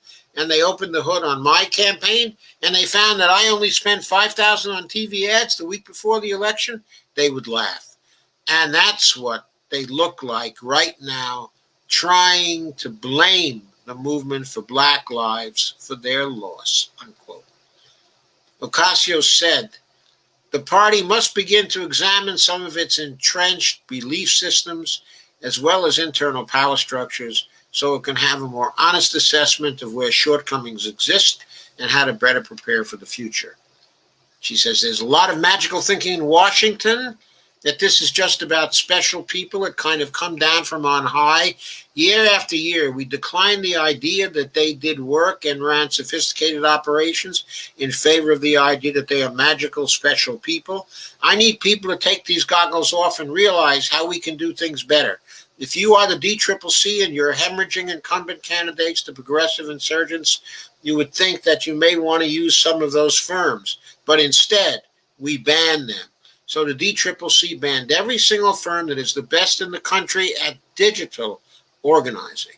The leadership and elements of the party, frankly, people in some of the most important decision-making positions in the party are becoming so blinded to this anti-activist sentiment, they're blinding themselves to the very assets that they offer. Ocasio-Cortez further explained that while she and others have tried to get other members to modernize their campaign operations, these offers have persistently been rebuffed. Said, I've been begging the party to let me help them for 2 years. That's also the damn thing of it. I've been trying to help. Before the election, I offered to help every single swing district Democrat with their operation, and every single one of them but 5 refused my help, and all 5 of the vulnerable or swing district people that I helped secured victory or on a path to secure victory. And every single one that rejected my help is losing, and now they're blaming us for their loss. So I need my colleagues to understand that we are not the enemy, she continued, that their base is not the enemy, that the movement for Black lives is not the enemy, that Medicare for All is not the enemy. This isn't even just about winning an argument. It's that if they keep going on the wrong thing, I mean, they're just setting up their own obsolescence, unquote. So that pretty much covers that. There is one more thing to cover. This is coming to the end. It's kind of a denouement going on behind the scenes with respect to these undercurrents that we're seeing. While the conflicts have been going on and the undercurrents have been going on, the progressives have been taking some action. They've not only been fighting back, they've been making a real power move for a change. Quote, exactly what we want to see, unquote. Overhaul expected to strengthen the power of the Congressional Progressive Caucus. This is by Jessica Corbett, staff writer at Common Dreams.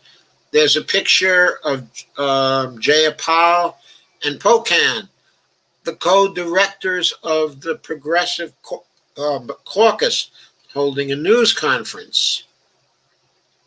What was announced, in the news conference is that there was going to be a big change in the CPC, in the Congressional Progressive Caucus.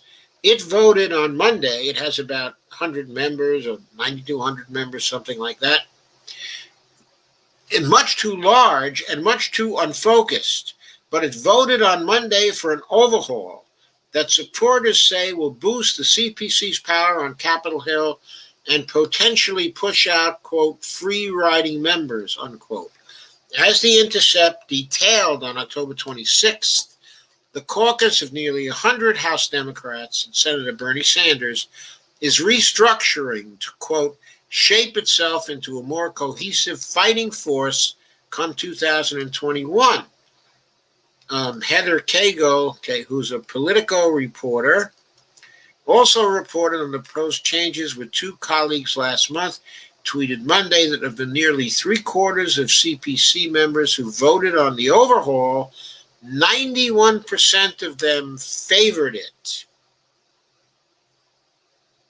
That sort of implies that we might be looking, since 75 of the 100 actually voted on it, we're probably looking at a reduction in the Progressive Caucus of, I don't know, maybe somewhere from 100 to 67 or to 65 people or something like that. The outcome was immediately welcomed by progressive activists and advocacy groups. Former MoveOn executive director Ilya Shayman called it, quote, fantastic news, unquote, while Matt Stoller of the American Economic Liberties Project pointed out that the changes are, quote, potentially a very big deal in Congress.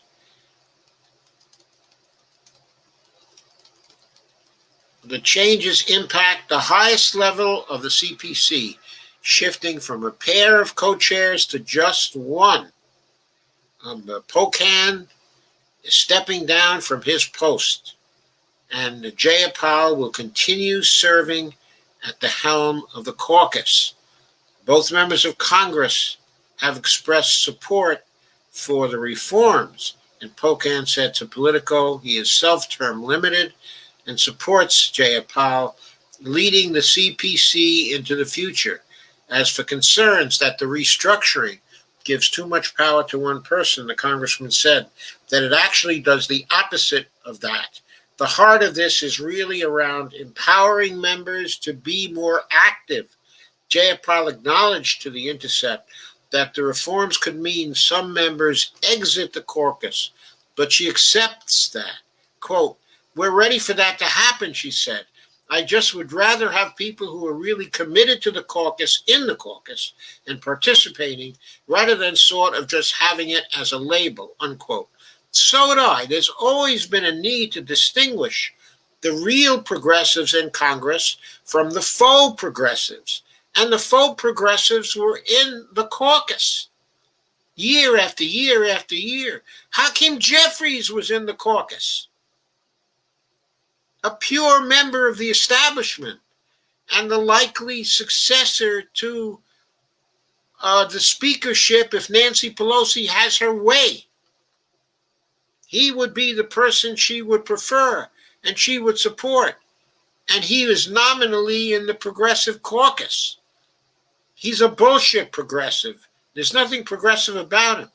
Supporters of the really crucial changes posited they will set up the caucus members, quote, to be the power brokers everyone needs them to be, unquote, and congratulated Jayapal for leading the CPC into a new era. By the way, as most of you know, Jayapal is another Democratic socialist. So the Congressional Progressive Caucus will be led by a Democratic socialist now.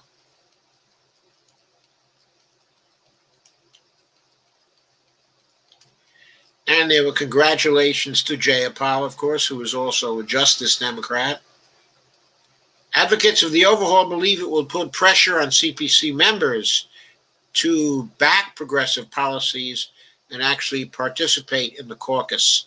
As The Intercept explained, under the new rules, if a position wins two-thirds support among the CPC, members of the caucus will be expected to vote as a bloc, which would make it the first Democratic caucus attempt to bind its members. Yet at the same time, members need only support the official position of the CPC two-thirds of the time before running afoul of the rules and risking expulsion. The new rules would also require CPC members to attend a certain number of meetings and to respond to whip requests, which are questions from caucus leadership about how a member feels about a particular bill or position. You see, they're outlining rules that would make the CPC act like a real caucus, like what happens on the right with places like the Freedom Caucus. The CPC has not been like that. It has had so little power that the problem-solving caucus, which I think has 7 or 8 or 10 people, has had more influence on what goes on in the House than the Congressional Progressive Caucus has had. That such basic requirements are being written into the rules is a reflection of the current lack of participation. Some of that silence amounted to obstruction.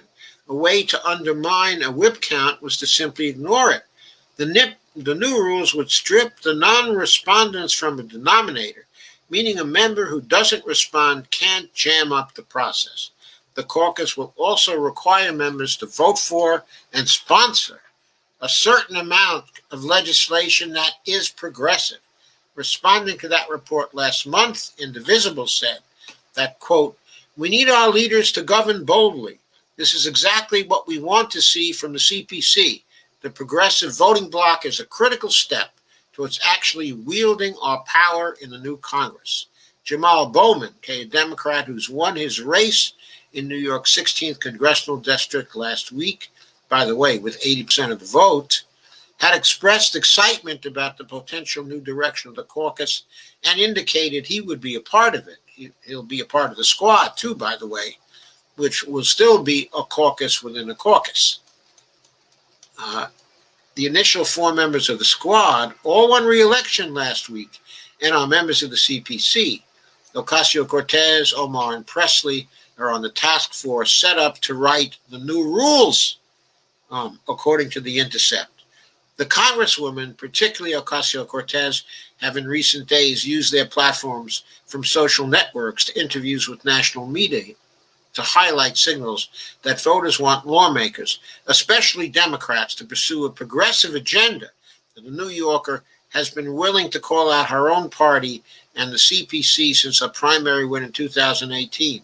That July, she floated the idea of forming a sub-caucus of the Progressive Caucus that operates as a bloc in an effort to generate some real power. So, in a sense, the squad will still be a sub-caucus of the Progressive Caucus that operates as a bloc, but a reduced CPC by 1/3 or so, which is much more cohesive, will in effect be a sub-caucus of the larger Progressive Caucus that is going to disappear now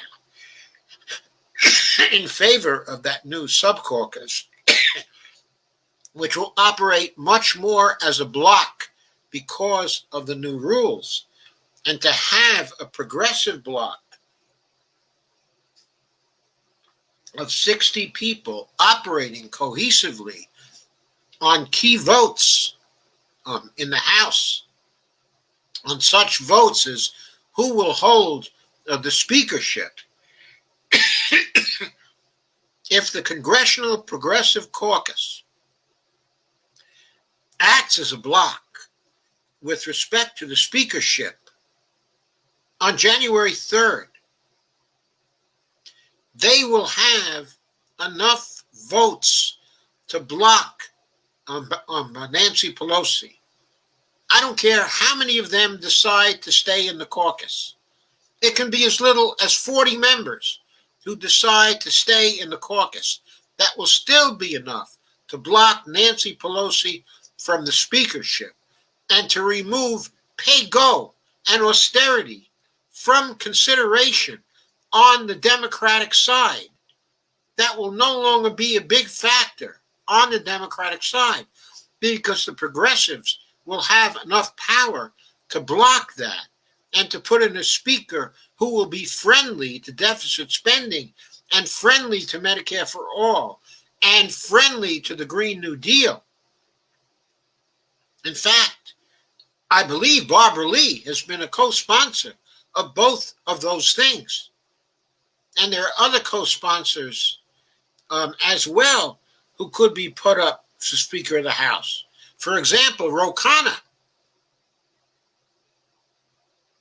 Ro Khanna would be a very good candidate for Speaker of the House. A very good candidate. He's well liked. He usually speaks in a moderate way while continuing to advocate for the most progressive of policies. In case people think, that AOC is too young, or they think she's too much of a luminary to be effective in the day-to-day give and take of the speakership, or just because her visibility has made her a lot of enemies in the caucus, and too many people would try to block her. Then perhaps Jayapal herself could become the speaker, or Ro Khanna could become the speaker. It opens it up. Having a progressive caucus this large opens up the possibility to a lot more progressives to perhaps become the speaker and overcome the opposition that's going to come from the current establishment, like Jim Clyburn and Steny Hoyer and Hakeem Jeffries. This looks forward to a hell of a fight in January. A hell of a fight for influence in the party. And I think the progressives has just positioned themselves to have far more influence in the party. I don't know that they're ready to take over yet, but this move to reform the caucus and consolidate it and collectivize it into a cohesive unit, this was a necessary condition for getting more power in the House. And they have taken that step. And it is a true power move. It is a wonderful thing that should yield results in 2021 at the House level. At least get us votes on critical legislation, up or down, subjecting the Republicans to whether they're in opposition or whether they're in approval for key legislation that has majority support in polling from the public. All of that can be accomplished by this particular move. And I personally look forward to it. I think it's a wonderful thing. So there are Trump's moves for power, perhaps really pointed at not continuing in the presidency, but running a continuous campaign to threaten what the Biden administration is going to do and to work against it in 2022 and 2024. That may be the real objective of what Trump, is doing now, with the short-term objective of seeing to it that Joe Biden doesn't have control of the Senate. That, is very important. But if Trump is constructing that kind of survival strategy for himself, then a particular thorn in his side and the side of the Republicans in their attempts to block everything and yet get the Democrats blamed for that in 2021 and 2022, that this group of cohesive progressives can be a real thorn in the side of Donald Trump, rivaling the messaging that he's going to put out and rivaling the headlines that he would get, because progressives will get much more headlines from this. They'll begin to grab headlines in the mass media, even though the mass media wants to cut them out. They'll be too big to ignore with so many votes in the House. This is a very, very hopeful sign, especially in the emerging situation where we still may have Donald Trump to deal with. Biden is banking on things going back to normal. I'm not sure at all that things are going back to normal.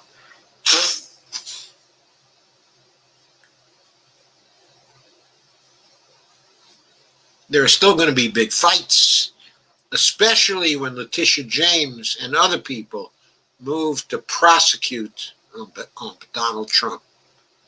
Then you'll really see the fascists trying to move to a total fascist system here in the United States, trying to encourage a coup d'etat. Okay, I will now consider your comments. I said my piece for tonight. Hope you've liked it. I covered a lot of ground, had a lot of ground to cover. The news is just breaking all over the place. I cut 5 short takes this afternoon.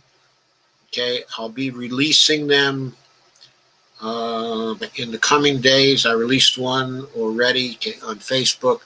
I have 2 other short takes currently scheduled that I'll be also releasing this week. There's just a lot to cover. Also, the short takes I released were not so short. They range, I think the smallest one is 16 minutes and the largest one is 27 minutes. So these have been not so short takes, okay, in this case, because just too much was happening. So I will try to get back to shorter takes, though, okay, in the coming days. So Dolores says, Facebook won't let me share, not even to my own account wall.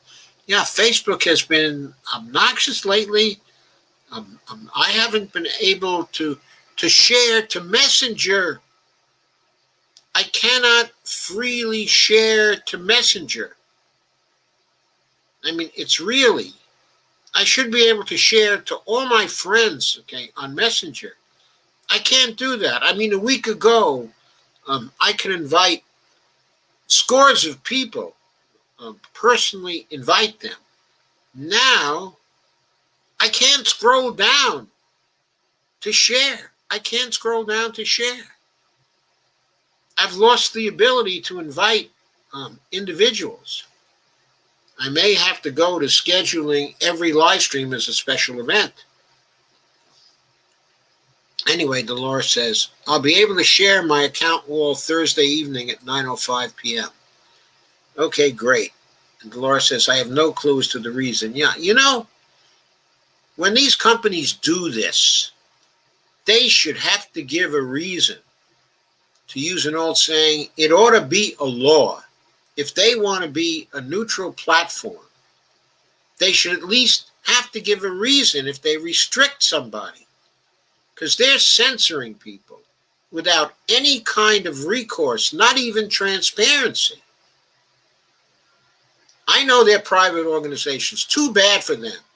They are private organizations in the public space. They have no right to act this way when they're in the public space because they're not really private organizations anymore. They're now clothed, their existence is clothed with the public interest. Their continuing existence is clothed with the public interest. And they should have decent regulations on them that are in the interest of the public, in the interest of dissent, in the interest of free expression of opinion, so long as the expression of opinion is civil. Steve says Joe Biden's lead in Georgia has grown to 14,149 votes. Yeah, I knew that was going to happen. I was expecting it to grow a little more into the 20,000 somewhere. I've been expecting his lead in Pennsylvania to eventually grow to something like 120,000. I did some calculations that suggested that that could be happening. I expected his lead to shrink, in Arizona, but I did not expect it to shrink so low that there wouldn't be at least 12,000 votes between he and Trump at the end. And Kay says, fascist book. Avril says, Herr Fuhrer is holding more Nuremberg rallies. He's fanning the flames of civil war. Even Esper is sounding the alarm. I know. Bonnie says, hi, everyone. Steve says, hi. Avril says, hi, happy you're here. Kay says, hey, Bonnie. Bonnie's real popular. And Dolores says, Newsmax TV is all in for Trump lawsuit. And sure, because it is views and clicks for Newsmax TV, right? The more commotion Trump actually makes, the better business is for Newsmax TV, right? That's what they're interested in. Steve Gonza says, The Onion, Trump claims over 70 million votes came from people. Avril says, meaning they want Orange Tankhead to go to jail and such. Kay says, no surprise there, Dolores. Rick says, evening all. Hey, Rick, how you doing? Avril says, excuse me if I don't answer or respond right away, stuffing my face with stuffed mushrooms. Rick says, been in Zoom meetings since 10 this morning. Finally a break. Okay, Rick and I are going to be cutting some videos on Thursday that will be released at a later time. So that will be interesting. We'll be talking about most probably certain issues relating to economics and austerity issues and MMT. So when those videos are available, you certainly ought to look in on them. Okay, Dolores says there are a lot of folks questioning the election, DNC history from 2016 and 2020 primaries, leaves many questioning the election. The MSM narrative leaves out a lot. It does. It does. It's no wonder people are questioning the election, because the 2016 and 2020 primaries were certainly rigged. They were machine rigged, in my view. Some of the primaries in Florida were rigged by losing ballots, essentially destroying ballots. Kay says, Newsmax is a far-right place, though, sure. Ivor says, I knew that was coming and shot themselves in the foot by cheating Bernie. Fox News cut off Kelly Machination's interview due to lies. And Avril Romano says, Putin putting on the Ritz. Avril says, I see no other way to stop the fascist DT facade except for military intervention. Well, maybe just some strong intervention by conventional police forces will do it, because in the end, I'm not sure the police forces are willing to turn to Trump. In the end, Steve Wolfbrand says election results must be certified by December 5th, I believe. Yes, that's true, I believe, so that the Electoral College can vote. Aren't they due to vote on the 13th? Something like that of December. Avril says, good to know. And Dolores says, I don't trust the DNC MSM conclusion history. I don't either. Ethically, having a recount and making the Dems accountable is a good thing.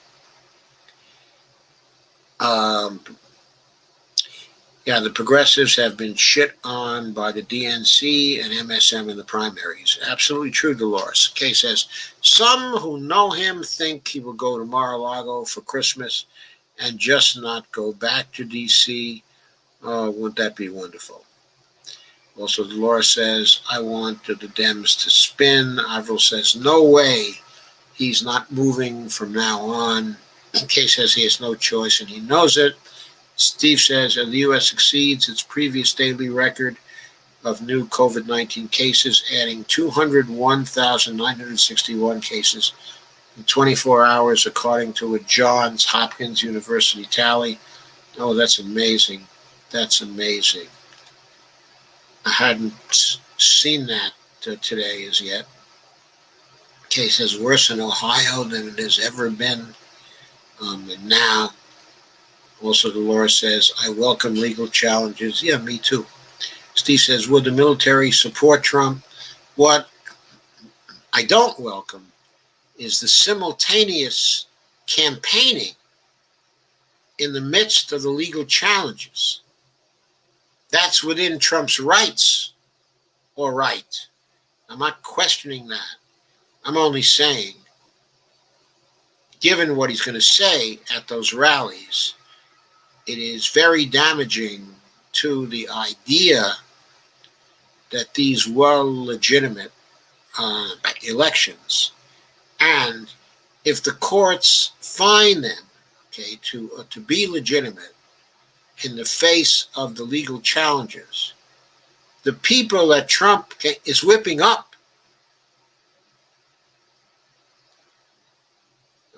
are not going to simmer down because the courts decided in a particular way.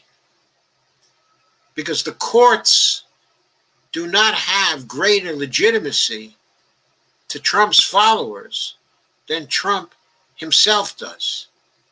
He's always right. The courts aren't right unless they back him, because from their point of view, they are part of the establishment. They're part of the problem.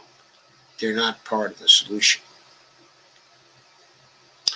Would the military support Trump if he orders them to surround the White House? I wonder.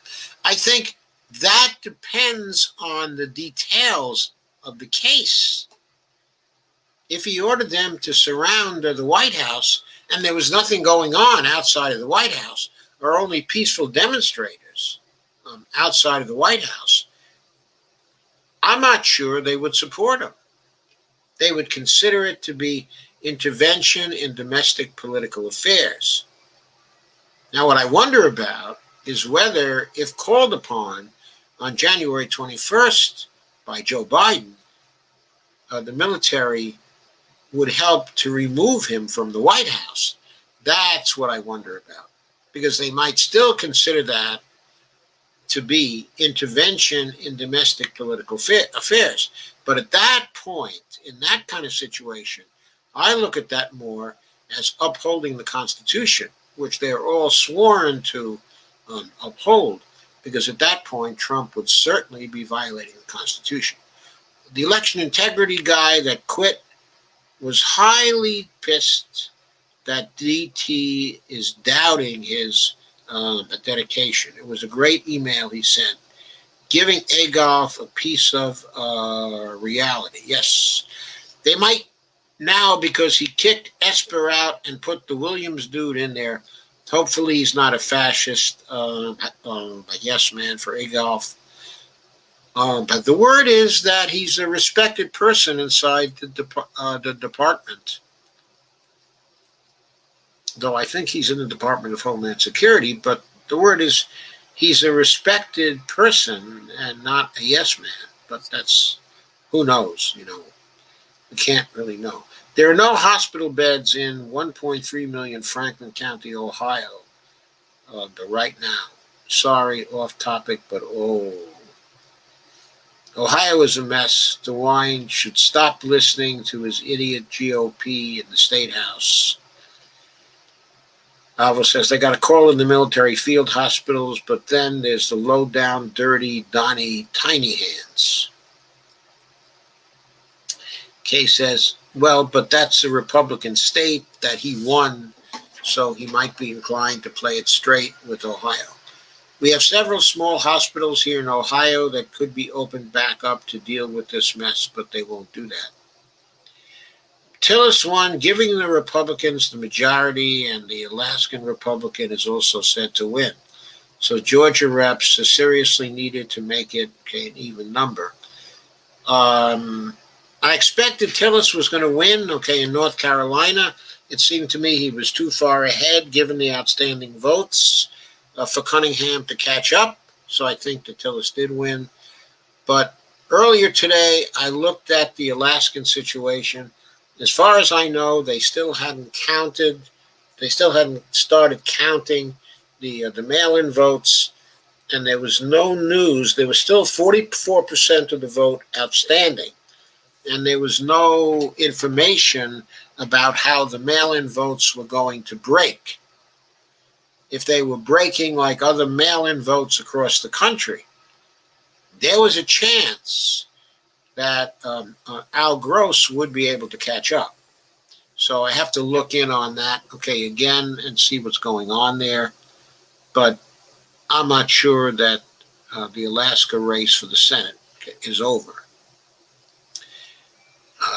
But if it is over, then that's right. They would have 50 senators, and the Georgia senators would be seriously needed to even it up at 50-50 so that Harris could break a tie. Also, Dolores says, many conservatives switch to Newsmax TV for election coverage. Avril says, and parlay. And Avril says, Barr looks like Magoo. Sandy says, hello, shared. Thank you, Sandy. Kay says, hi, Sandy. Avril says, Avril waves. Sandy says, hi, Kay. Sandy says, hi, Carmen. Steve says, Trump could have won so easily just by not being such an asshole. It's his own fault. Absolutely, it's his own fault. Avril says, two wrongs don't make a right, but it sure makes an even number. Avril says, I thought that Pilger's replacement was named Williams. Sorry, I got that wrong. Steve says, rats are jumping off a sinking ship. Kay says, Rump has been ripping off his supporters the whole time as he knows he is really broke but financially. He's been ripping off supporters and customers for years and years and years and years. I'm surprised anybody still believes him. He swindles people. Avril says, I'll take it. I'm a quote, poor people. Avril Mano says, that shirt really brings out your eyes, Dr. Joe. It brings out my eyes. Carmen, people were happy Trump lost, not that Biden won. Absolutely. I celebrate all the squad winning easily. The rest of the Dems can fuck off. Kay says, how about the new members of the squad? I think there are likely to be formed new members of the squad. Kay says, yes, Sandy. Many voted for a chance to get some of the progressive policies with Biden too. If he goes through with any of it, I'm skeptical, but hopeful. I'm skeptical too. But it's going to depend on the pressure the progressives can put on him as well, and whether the progressives can get Nancy Pelosi out of the speakership and get in somebody more progressive and more acceptable to our side. If we can do that, then Biden's going to have to deal with that person. If he wants the support of that person for what he wants to do, he's going to have to provide some support for what she or he wants to do. Sandy says, I thought Trump is planning to run in 2024. That's been the word, but it's not clear. Steve says, there were huge celebrations in the street here, but like you said, against Trump, not so much about Joe Biden. Steve says, MPP. Steve says, DSA, right. Steve Wolfbrand, some other parts of the world, from what I saw, happy Trump will be gone, but very critical of Biden. So by the way, I'll be issuing shortly a short take or not so short take on the gains made by the progressives in the 2020 elections going across the country. Avril says, oh yeah, Democrats are good at tails between their legs. And Kay says, but Lori Garrett is on with Ali now, Ali Velshi. Apparently this new vaccine is not proven to protect anyone past 1 week. Shake my head. What the hell good is that really? I don't know. That's not something I'd heard. All the other stuff I'd heard is that it was 90% effective. They were talking about, being 90% effective and just as effective with old people as with younger people. So it seemed to be very promising. But anyway, I'm going to check that out. I'll find out what Lori Garrett said. Kay said, Ali always has a different slate of truthful guests than Maddow. I know Ali is so much better and more truthful than Maddow. Steve says, Kay Clark Ryan, I doubted Kay. They would have known that already. But I think the timing was very political. Pfizer knew before the election they had a vaccine that worked. They screwed Trump. But laugh out loud. Avril says, a news service of Florida, Florida's attorney general sides with Trump, signs on to brief in the Pennsylvania ballot case. Isn't the Florida attorney general Pam Bondi? If it is Pam Bondi, of course she sides with Trump. She's always sided with Trump. She's a Trumpist. I mean, it doesn't mean that she knows anything about the Pennsylvania ballot case or that she's equipped to give any testimony that's relevant to that case. Steve Wolfbrand says, AOC, Steve Gonzalez had to reboot. They're not scaring you about the possibility of a Trump coup because there is any possibility of that ever happening.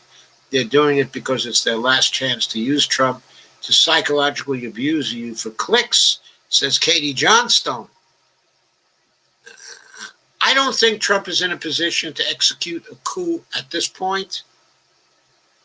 But if he keeps out there and keeps on running and has these rallies for 4 years running, then there's always a chance that conditions can change to the point where they're more favorable to the fascists than they are now. After all, that's what happened with Hitler. I mean, look, there was one point where Hitler was making a run out of it. He ended up in jail. He spent a year or 6 months or something like that in jail. And he had to build back the party slowly.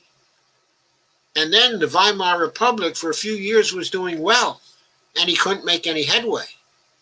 He didn't really make any headway, until the Depression came. And then, of course, people were looking for salvation from anybody. And, of course, a figure like Hitler, or a figure like Trump, promise them pie in the sky. Promise them pie in the sky. Just lie.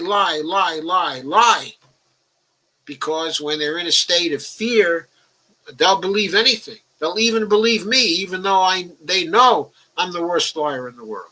That's what he believes. Steve Wolfbrand says, why are Bernie and the squad silent on Assange and on Snowden? They're silent because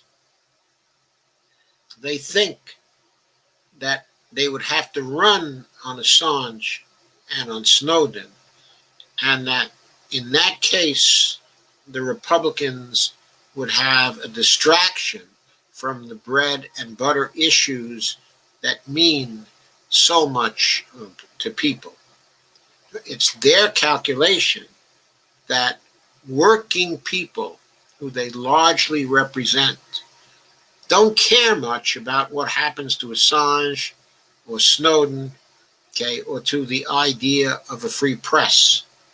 But what they care about is Medicare for all, the Green New Deal, free college, paid leave, strengthening Social Security, all those things.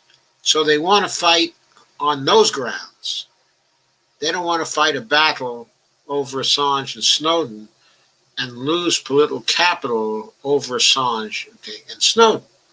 Now, at some level, okay, I really don't like that because freedom of the press is so important, and Assange and Snowden are so deserving that their persecution, in my view, okay, is just a crime. But I see the political calculation that Bernie and the squad, okay, are making.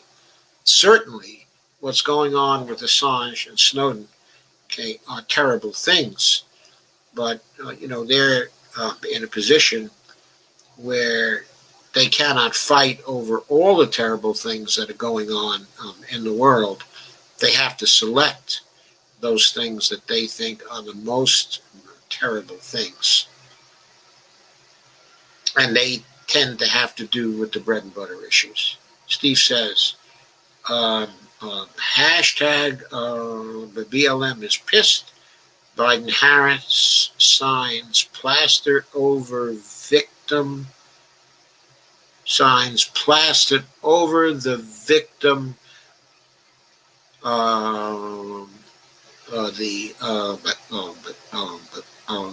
victim memorial pictures. Rick says, night all, night Rick. Evelina says, I wasn't able to share to or comment on groups the week before elections and the week after. No explanation given even. Weeks. Steve Wolfbrand says, here in LA, the police are being defunded. Not intentionally. There's just no funds available. Evelina says, Steve Gonzo, I was banned for 30 days before this election. It's happened before every primary election since the Arizona primary in 2016. And Steve says, it's cold AF here in LA. It went from 90s to low 60s. Fucking brutal. Steve, have you got a coat? Steve says, I got 90 days, I think, for sharing too much too fast. Never really found out why. Kay says, we need a single-payer system like every other comparable country on Earth. Steve Gonzo said, Senate just proposed $700 million in Pentagon funding. Yeah, they're always proposing that. That's nothing new. Alvo says, I don't know why maggots hate putting on masks so much. They never minded putting on Klan hood masks. Good point, Carbon. Steve says, who are the senators in New York? An AOC primary won in 2022. She needs to move on up. Guess who's running in 2022, Steve? Little Chucky Schmucky is running. Or is it Little Schmucky Chucky? I can't remember. Ask Howie Klein. He can tell you. Whose show is he on every week on Thursdays? He's on. He's on the show of someone who's originating her show. Okay, from L.A. What's her name again? I forget. I've watched her quite a number of times. She's fairly well known, okay, on YouTube. But she has the Thursday special where Howie Klein comes on every Thursday for a half hour and gives his insights on politics. He's very, very good on the day-to-day back and forth, back and forth, back and forth. Always on the Democratic side, though. Schumer, Steve. Yeah, Steve says, perfect. Steve says, oh, you don't mean that, do you? Yes, he has been a corporate Dem for too long. Steve says, I'm not a fan of Schumer or his chubby, unfunny daughter. I think that's his niece. I don't think it's his daughter. I don't think Amy Schumer is his daughter. But probably not a good political decision for AOC to primary him. I don't know. I don't know. She's going to have a judgment about that, and her judgment about things like that is usually very good. If she thinks she can take him, she can probably take him. But okay, I do recognize that she doesn't have any experience, okay, in upstate politics. It is not like the city. It is not like the city. The New York 24th, where Dana Balter was running up in the Syracuse area, that's not like the city. A lot of rightists there, a lot of centrists. It's not even like the city, okay, in Buffalo. They're just pretty hidebound up there. Okay, I lived there for a number of years. Actually, Bonnie and I got married there. We met, okay, and got married there. It's not like New York politics, believe me. Evelina says Steve Wolfbrand, okay. Alvaro says Steve Wolfbrand, it's an excellent idea for AOC to primary the enemy, Chuck the Schmuck. What's the use to give him a chance to oppress the public even more? Well, it would oppress us even more if she loses an election to Chucky Schmucky and loses her House seat because she stood for that election. I mean, we need her to continue to be active and continue to be in government. Alvaro says, correction there. Keyboard stuck. But Bonnie, what you doing? Bonnie was sitting here watching me for a while. Now, I think she's gone into the kitchen for something. Steve says, because she failed, if she failed, it would be the end of her career. Might not be the end of her career, but it would certainly slow her down somewhat.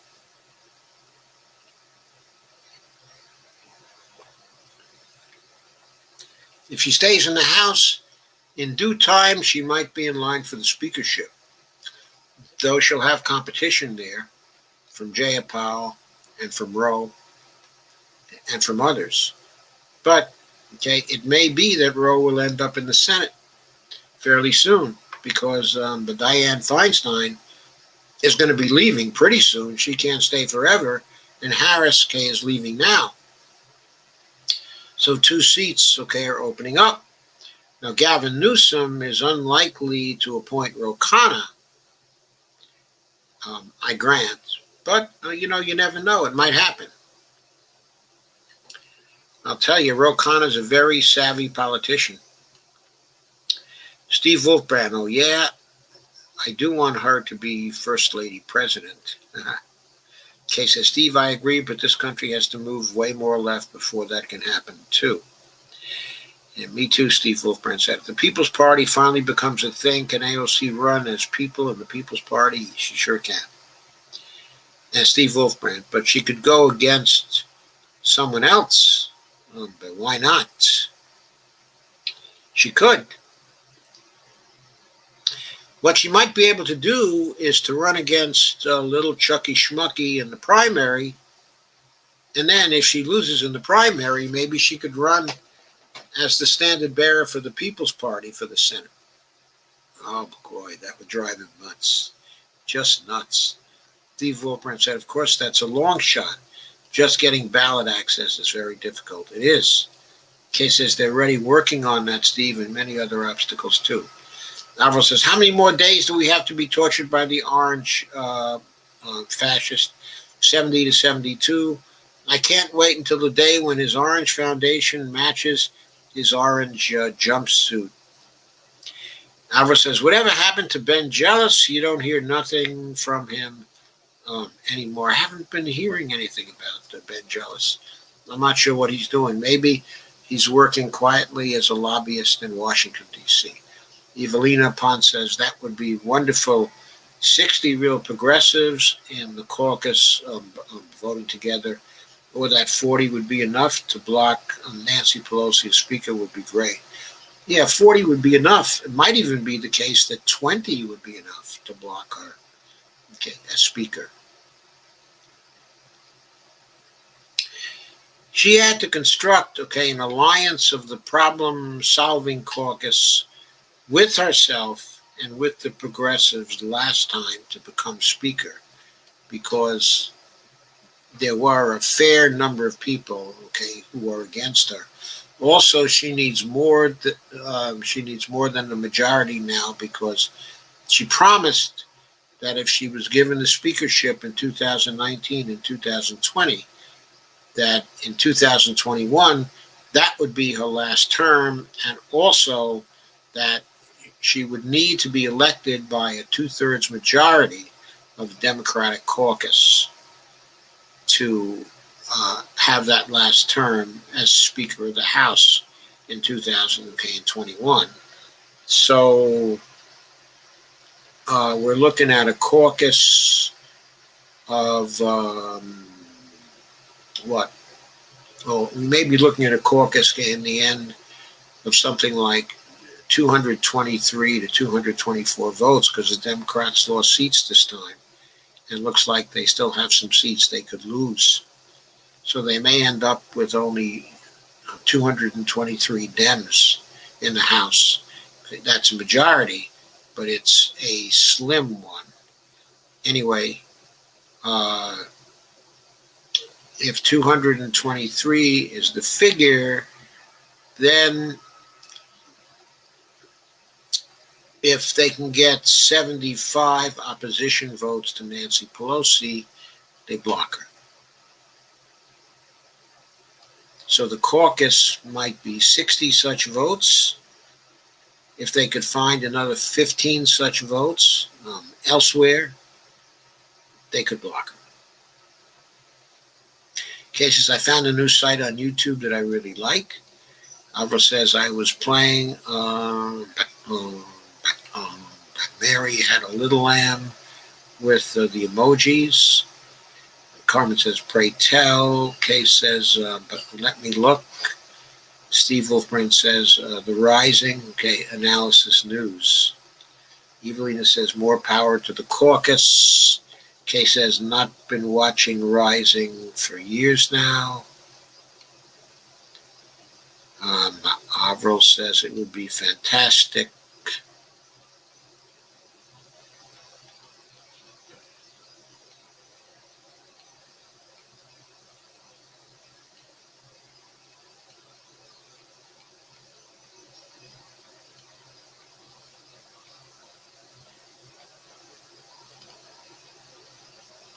Okay.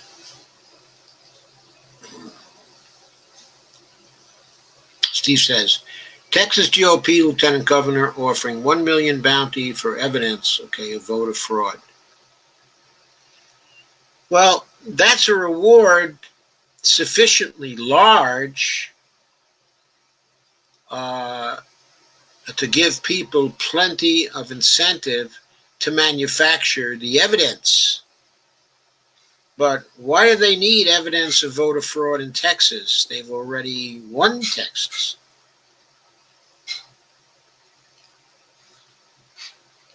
Alvaro says, yep, I saw that. Damn GOP fascists. Okay, so Dolores says, normal is a perception. Absolutely. Alvaro says, golf still causing a lot of stress and anxiety. Damn toddler tyrant. Carmen says, I had to find you today, Dr. Joe, no notice. Well, I'm easy to find because my hours, okay, are regular. In other words, you can expect to find me at 9 p.m. Last time there was a variation due to the special event, the Biden speech. But generally, like clockwork, Tuesday, Wednesday, Thursday, and Saturday, I'm here, okay, at 9 p.m. So you can pretty well just come and look at 9 p.m. and I'll be here. Steve says 85% of Americans, including 6 in 10 Republicans, believe that Joe Biden won the election. That's great, and I hope that percentage is maintained, but Trump is going to be hammering away for the next month with rallies all over the United States, lying and lying and lying and lying. And we still have to see whether he can make a dent in that particular number of 6 in 10 on the Republican side. If he cannot, he's probably almost certainly lost. If a majority of the Republican Party thinks that Joe Biden won, then probably that perception is going to carry the day. And we do really need that. Facebook has been screwing a lot of by the progressive news lately. The FB feeds are down to a vapid crawl. Tom Hartman has been having a lot of trouble on FB and YouTube too. We should really go somewhere else. Maybe Rockfin's the place, okay, or maybe Minds.com. But we should really go somewhere else. Get off of Facebook, okay, and get off, okay, of YouTube. Go to a platform that's not going to suppress us, that actually wants us. Stay on the other platforms, but only to get them away to the platform that we're on. South Dakota Governor Kristi Noem has enthusiastically taken up Trump's empty effort to contest the election results, asking for online donations to help us bring it home, but it appears the donations are set to flow into her own re-election account. Wonderful, wonderful. Evelina says, that's disgusting. Well, yeah, I mean, it's really disgusting, but it could happen to a nicer guy. If she's not going to share it with Trump, or if it's going to be under her control and what she shares is up to her, boy, that's going to give Trump the willies to have some lady determining what money flows into his coffer. He's not going to like that. Kay says, yep, Evelina, and he's pretty mild compared to Sun. Evelina says, I know, wow. So Joe Rogan had 700,000 live viewers with Kyle Kulinski on election night. Beat most of the MSM stations. That's powerful. Yeah, Joe Rogan has a great audience. Kay says, I like Kyle, but I'm not a fan of Rogan. Kay says that the military said they would boot him out. Kay says that whole White House will need to be cleaned and sanitized before anyone healthy can go in there. I know. That's amazing. They're going to have to be scrubbed for 3 days. I mean, COVID's a pandemic there inside the White House itself. Incredible. I mean, these people are just contracting it every day. There were some new cases today in the White House. And Steve says, damn sled dogs need to run faster with those votes in Alaska. And Evelina says, I saw Alaska on a map. It was light blue, I believe. Light blue? Gee, it's been light pink for most of this week. Kay says, for a week, Lori has been studying this kind of thing for many years. Wow. Alfred says, no, I think Bondi is in the Twitter administration, the Twitler administration now.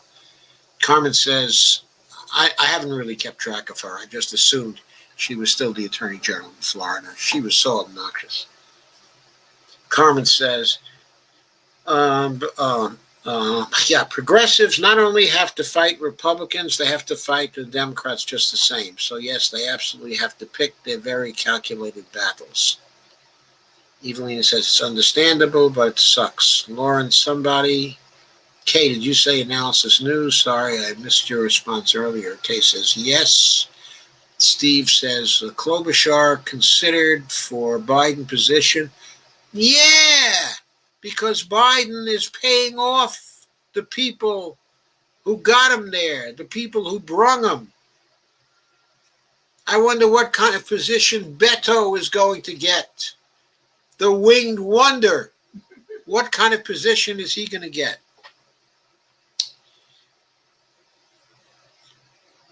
But Black Lives Matter, George Floyd, going to love that. Well, maybe she'll become his attorney general. I mean, what the hell? She was a prosecutor before. He needs a prosecutor there as attorney general. Maybe he'll put the Klobuchar in there. Do they still have a governor in Minnesota who's a Democrat who can appoint another Democrat to fill out her term? If not, she'll never get the position. Well, if the governor's a Democrat, he could always appoint Al Franken again. Wouldn't that be something? Kay says, thank you, and laughs. And Steve Wolfbrand says, but shitty bank choosing the cabinet again. Kay says, I hope not, Steve, but thinking that may be the case. I got a video coming out on the cabinet, folks. Don't worry. A progressive short take's going to be out on it soon. I don't think that's one I've cut yet, but by the end of this week, it'll be here. Alvaro says, I hope that DT catches COVID again. He sure doesn't mind spreading it, so I say let him have it all to himself. I like Vimeo, but I don't know about an alternative to FB. I tried the MeWe and Mine sites. I'm still traumatized from those. They suck. Kay says FB is the best for now, I think. Carmen says agreed. Avril says, okay, Beto gets to stand on top of Biden's shoulders wherever Biden appears. Wouldn't that be funny? Beto on Biden's shoulders. Steve says Beto isn't an Irish name. Fake, but Latinx. Yeah. It is fake. I think Beto's a distant cousin of the Kennedys. Kay says, I would love to see Al Franken back in the Senate. He has a YouTube show now, too. Yeah, I mean, I think Al Franken was pretty good in the Senate.